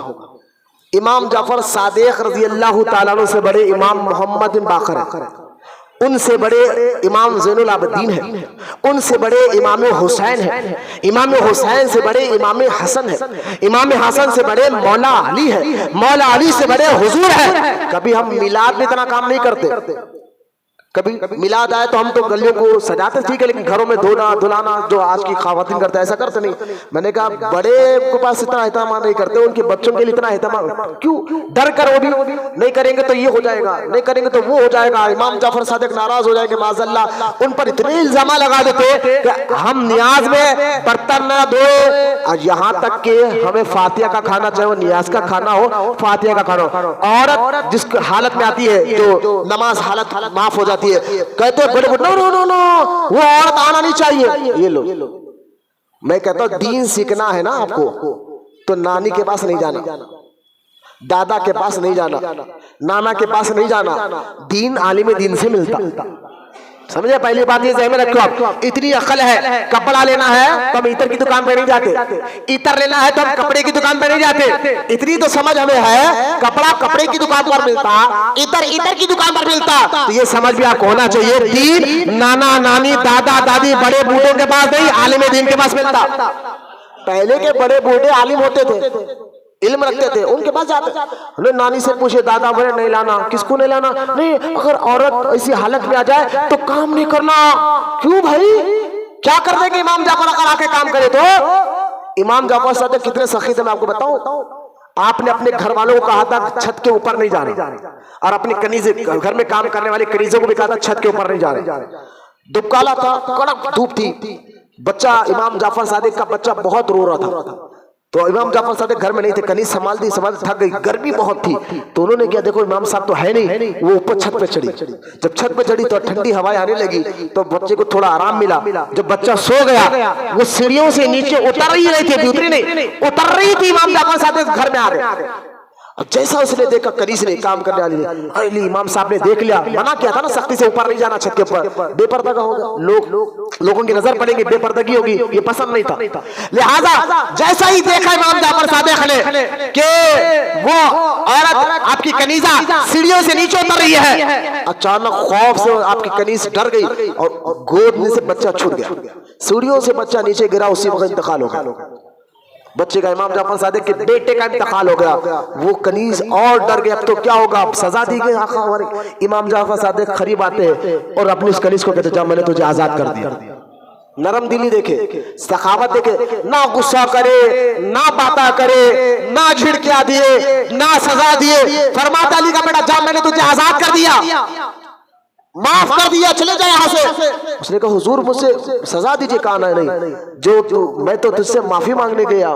اللہ اکبر، کیا عاجز، کہا حضور مجھ سے معافی، میرے سے غلطی ہو گئی، کہا نہیں، جو مجھے دیکھ کر تجھے جو ڈر ہوا، مجھے دیکھ کر جو تجھے ڈر ہوا نا، اس کی میں معافی مانگتا ہوں اور تجھے آزاد کرتا ہوں۔ یہ امام جعفر صادق کی سخاوت ہے، اتنا نرم دل ہے امام صاحب، جلال جلدی نہیں آتا تھا، غصہ جلدی نہیں آتا تھا۔ وہ امام صاحب ان کی نیاز میں غلطی کر دیا تو آپ کو سزا دیں گے، کیا بات ہے، نہیں عورت نہیں آ سکتی۔ آپ دیکھیں حضور مسجد نبوی میں تھے اعتکاف میں، سرکار نے گھر کو لگ کر آپ کے گھر کے دروازے پر کھڑکی تھی، حضور کے گھر کی جو دیوار تھی اس پہ کھڑکی جو تھی وہ مسجد کو لگ کے تھی۔ جب سرکار نے اپنے اعتکاف میں تھے، سرکار نے اپنا سر مبارک کھڑکی سے اندر ڈالا، فرمایا عائشہ سر دھلا۔ اما عائشہ نے کہا حضور میں تو اس حالت میں ہوں، فرمایا عائشہ وہ تیرے ہاتھ میں نہیں آتا، سر دھلا۔ بولنا سبحان، بولے محبت سے سبحان، بات سمجھ رہے۔ اور ایک مرتبہ حضور کھانا کھائے، اما عائشہ صدیقہ بھی کھانا کھائی، اور کھانا کھا کر سرکار نے جہاں سے عائشہ صدیقہ کھانا، بڑی محبت کرتے عائشہ صدیقہ سے حضور، جہاں سے اما عائشہ نے کھانا کھایا تھا حضور نے وہیں سے کھانا کھانا، جس جگہ سے اما عائشہ پانی پیتی تھی سرکار اسی جگہ سے اپنا ہونٹ مبارک لگا کر پانی پیتے تھے۔ اما عائشہ کہتی تھی حضور میں اس حالت میں ہوں، فرمایا یہ تیرا ہونٹ پہ تھوڑا ہی آتا ہے وہ چیز، لہذا یہاں سے بتا دیا کہ وہی ایسی حالت میں ہو تو عورت گھر کا سارا کام کر سکتی ہے۔ یہ کہنا یہ دین سیکھنے میں آتا نا اصل میں، امی بول دی، ابا بول دی، دادا بول دی، یہ ہمارے پاس یہ بہانے نہیں چلتے، دین میں نہیں چلتے، قرآن حدیث میں یہ بہانے نہیں چلتے۔ اگر آپ کے والد ماں باپ اللہ کو لمبی عمر دے اگر ہے تو لمبی عمر دے، لیکن نیکی کے ساتھ ایمان کے ساتھ باپ اگر وہ غلط بتا رہے ہیں دین کے خلاف، اسلام کے خلاف، قرآن کے خلاف، تو نہ بات ماں کی مانی جائے گی، نہ باپ کی مانی جائے گی، نہ نانا کی، نہ دادا کی۔ پہلے دین ہے، پہلے قرآن ہے، پہلے حدیث ہے۔ تو امام جعفر صادق کی نیاز میں اگر ایسی حالت میں ہو تو کام کر سکتے، ضروری نہیں ہے کہ پورا گھر صاف کرو، چنا ڈالو، ایک ایک کپڑے کو، یہ بھی کوئی ضروری نہیں ہے۔ اچھا یہ بھی ضروری ہے کہ صرف کنوں کی نیاز میں پوری بنایا جائے، کیونکہ اس دور میں جب نیاز کرتے تھے لوگ تو سب سے میٹھی چیز کیا تھی؟ پوری کو بڑی محنت لگتی تھی، تو لہٰذا اس دور کے لوگ کیا کرتے تھے، بڑی اچھی سے اچھی چیز فاتحہ میں رکھنا چاہیے، نیاز میں رکھنا چاہیے، اچھی سے اچھی چیز۔ تو اس دور میں کیا تھا، آج سے کئی 400 سال دور میں اچھی سے اچھی چیز لوگوں کی نظروں میں پوری تھی، کیونکہ پوری کے لیے محنت کرنا پڑتا تھا، اس میں مغزیات ڈالا جاتا تھا، تو ایک مٹھائی کی طرح تیار ہو جاتی تھی۔ تو اچھی چیز رکھنا ہے نیاز میں تو پوری بناتے تھے۔ آج کا دور وہ دور نہیں رہا، ایک سے ایک چیز ہے، ایک سے ایک مٹھائی ہے، تو لہٰذا کوئی بھی میٹھی چیز رکھ کر افا کے دلا سکتے۔ اب ہاتھ باہر نہیں دھونا، یہ سارے عوام کے باتیں ہیں، ایسا کچھ نہیں ہے۔ نیاز میں اچھے سے اچھا بنا کر اللہ کی راہ میں کھلانا، بلکہ نیاز کا کھانا غریبوں کو زیادہ کھلاؤ۔ امام جعفر صادق تو غریبوں کا بڑا خیال کرتے تھے، اگر ان کو خوش کرنا چاہتے ہو غریبوں کو کھلاؤ، اور خاص طور پر بٹھا کر ادب کے ساتھ کھلاؤ، یقین جانو پھر اللہ تعالیٰ امام فرما دے گا۔ لہٰذا یہاں تک امام جعفر صاحب کے واقعات میں نے بیان کیے، اور امام جعفر صادق کو جو ہے 65 سال کی عمر میں، ایک روایت میں رجب کا مہینہ تھا اور ایک روایت میں شوال کا مہینہ تھا، رجب کے مہینے کی 15 تاریخ کو امام جعفر صادق کو زہر دیا گیا اور اسی زہر سے اب شہید ہوئے، اور آپ کا مزار شریف آج بھی جنت البقیع میں مدینہ المنورہ میں موجود ہے۔ میں ابھی بہت واقعے چھوڑ لو امام صاحب کے، وقت ختم ہو گیا، ایک سے ایک کرامات چھوڑ دیا میں نے کیونکہ وقت نہیں ہے بولنا، اور یہاں تک کہ امام صاحب کے شاگرد میں وقت کے بڑے بڑے علماء، سفیان بن عینہ، سفیان ثوری، امام اعظم ابو حنیفہ، امام مالک، یہ شاگرد تھے امام جعفر صادق کے۔ میں کیا نام بول رہا ہوں اہل علم جان سکتے ہیں، تو خیر تو ان کو مانتے ہو تو ان کے عقیدے پہ بھی چلو، ان کے تعلیمات پر بھی چلو، اور ان کے کہنے پر بھی چلو۔ امام صاحب کا ایک قول ختم کر کے ہم سنت کے لیے کھڑے ہو جائیں گے۔ امام جعفر صادق نے فرمایا بے خوف لوگوں کی صحبت میں مت بیٹھو ورنہ ذلیل اور رسوا ہو جاؤ گے۔ آپ دیکھو امام صاحب کو مانتے ہو تو امام صاحب کی بھی مانو، کیا فرمایا بے خوف لوگوں کے صحبت میں مت بیٹھو ورنہ ذلیل اور رسوا ہو جائیں گے۔ بے خوف سے مراد کیا آپ سمجھے بات کو؟ ہاں تھوڑا عقل ہونا پڑتا سمجھنے کے لیے۔ آپ مجھے بتائیے آپ میں سے کوئی بھی پاگل آدمی کے ساتھ بیٹھتے جو ایرا گڈے کا ہوتا ہے، ہم سمجھانے کے لیے کہہ رہے ہیں، پاگل کے ساتھ بیٹھتے نہیں بیٹھتا کوئی بھی پاگل لوگوں کے ساتھ نہیں بیٹھتا۔ لیکن امام صاحب یہ نہیں کہہ رہے کہ بے خوف سے مراد وہ پاگل، بھائی وہ پاگل کے ساتھ تو ہم کوئی بھی نہیں بیٹھتا، پھر امام کیا کہہ رہے ہیں تو یہاں عقل سمجھنا۔ امام صاحب کا کہنے کا مطلب بے خوف سے مراد دنیا دار آدمی جو اللہ کو بھولا ہوا ہے، رسول کو بھولا ہوا ہے، آخرت کو بھولا ہوا ہے، خبر کو بھولا ہوا ہے۔ نوجوان بچے خاص طور پر ذہن میں رکھیں، آپ جو آپ دوستانہ کرتے ہیں شراب کی محفلوں میں ساتھ، بڑے محفلوں میں ساتھ، بچیوں کو بھگانے میں ساتھ، ذرا غور میں رکھیں جو اللہ کو بھولا ہوا ہے وہ بے وقوف ہے، جو آخرت کو بھولا ہوا ہے وہ بے وقوف ہے، جو خبر کو بھولا ہوا ہے وہ بے وقوف ہے، جو قیامت کو بھولا ہوا ہے وہ بے وقوف ہے۔ اور امام صاحب فرماتے ہیں جعفر صادق بے خوفوں کی صحبت میں مت بیٹھو ورنہ رسوا ہو جاؤ گے، ذلیل ہو جاؤ گے، رسوا اور ذلیل ہو جاؤ گے۔ یہی حال ہوگا ہمارا۔ ہماری صحبت میں بیٹھنے والے کون ہیں ہم خود دیکھ لیجئے، ہمارے دوست، ہم جس کے ساتھ زیادہ بیٹھتے ہیں یا تو سود خور یا تو پہلوان، بچے تو آج کل پہلوانوں، روڈیو، بھائیوں کے ساتھ بیٹھنے کا بڑا شوق ہوگا، نا بھائی ہے، بھائی نہیں ہو خسائی ہے، بھائیوں پر عذاب بعد میں آتا، ساتھ دینے والوں پر عذاب پہلے آتا ہے۔ لہٰذا یہ حال ہو گیا۔ پھر امام صاحب اگر عزت چاہتے ہو، امام جعفر صادق اگر عزت چاہتے ہو تو بزرگان دین اور علماء اور سچے نیک بندوں کی صحبت میں بیٹھا کرو۔ بس امام کی مانتے ہو، کنڈے دلاتے ہو تو ان کی بھی مانو، ان کی بات کو بھی مانو، اپنی صحبتوں کو صحیح کرو، پھر دیکھو دین کا جذبہ دل میں آئے گا۔ اگر اچھوں کی صحبت بیٹھو گے، آخرت کی فکر میں آئیں گی، اچھوں کی صحبت بیٹھیں گے۔ اللہ کی بارگاہ میں دعا ہے اللہ ہم تمام کو کہنے سننے سے زیادہ عمل کی توفیق عطا فرمائے۔ جتنے بچے، بوڑھے، نوجوان یہاں بیٹھے مولا کئی گھنٹے سے، ان کے بیٹھنے کو اللہ تو قبول فرما اور ان کو سچا عاشق رسول بنا اور ان کی نسلوں میں قیامت تک عاشق رسولوں کو پیدا فرما۔ یا اللہ اہل بیت کے صدقے، صحابہ کے صدقے میں اللہ ہماری بخشش فرما، ہمارے ماں باپ کی بخشش فرما، ہمارے مرحومین رشتہ داروں کی بخشش فرما۔ اے اللہ ہمیں دین پر استقامت عطا فرما، قرآن سے محبت، نمازوں سے محبت، آخرت سے محبت، نیکیوں سے محبت عطا فرما۔ اے اللہ ہماری عبادتوں کو قبول فرما۔ وما علینا الا البلاغ والحمد للہ رب العالمین۔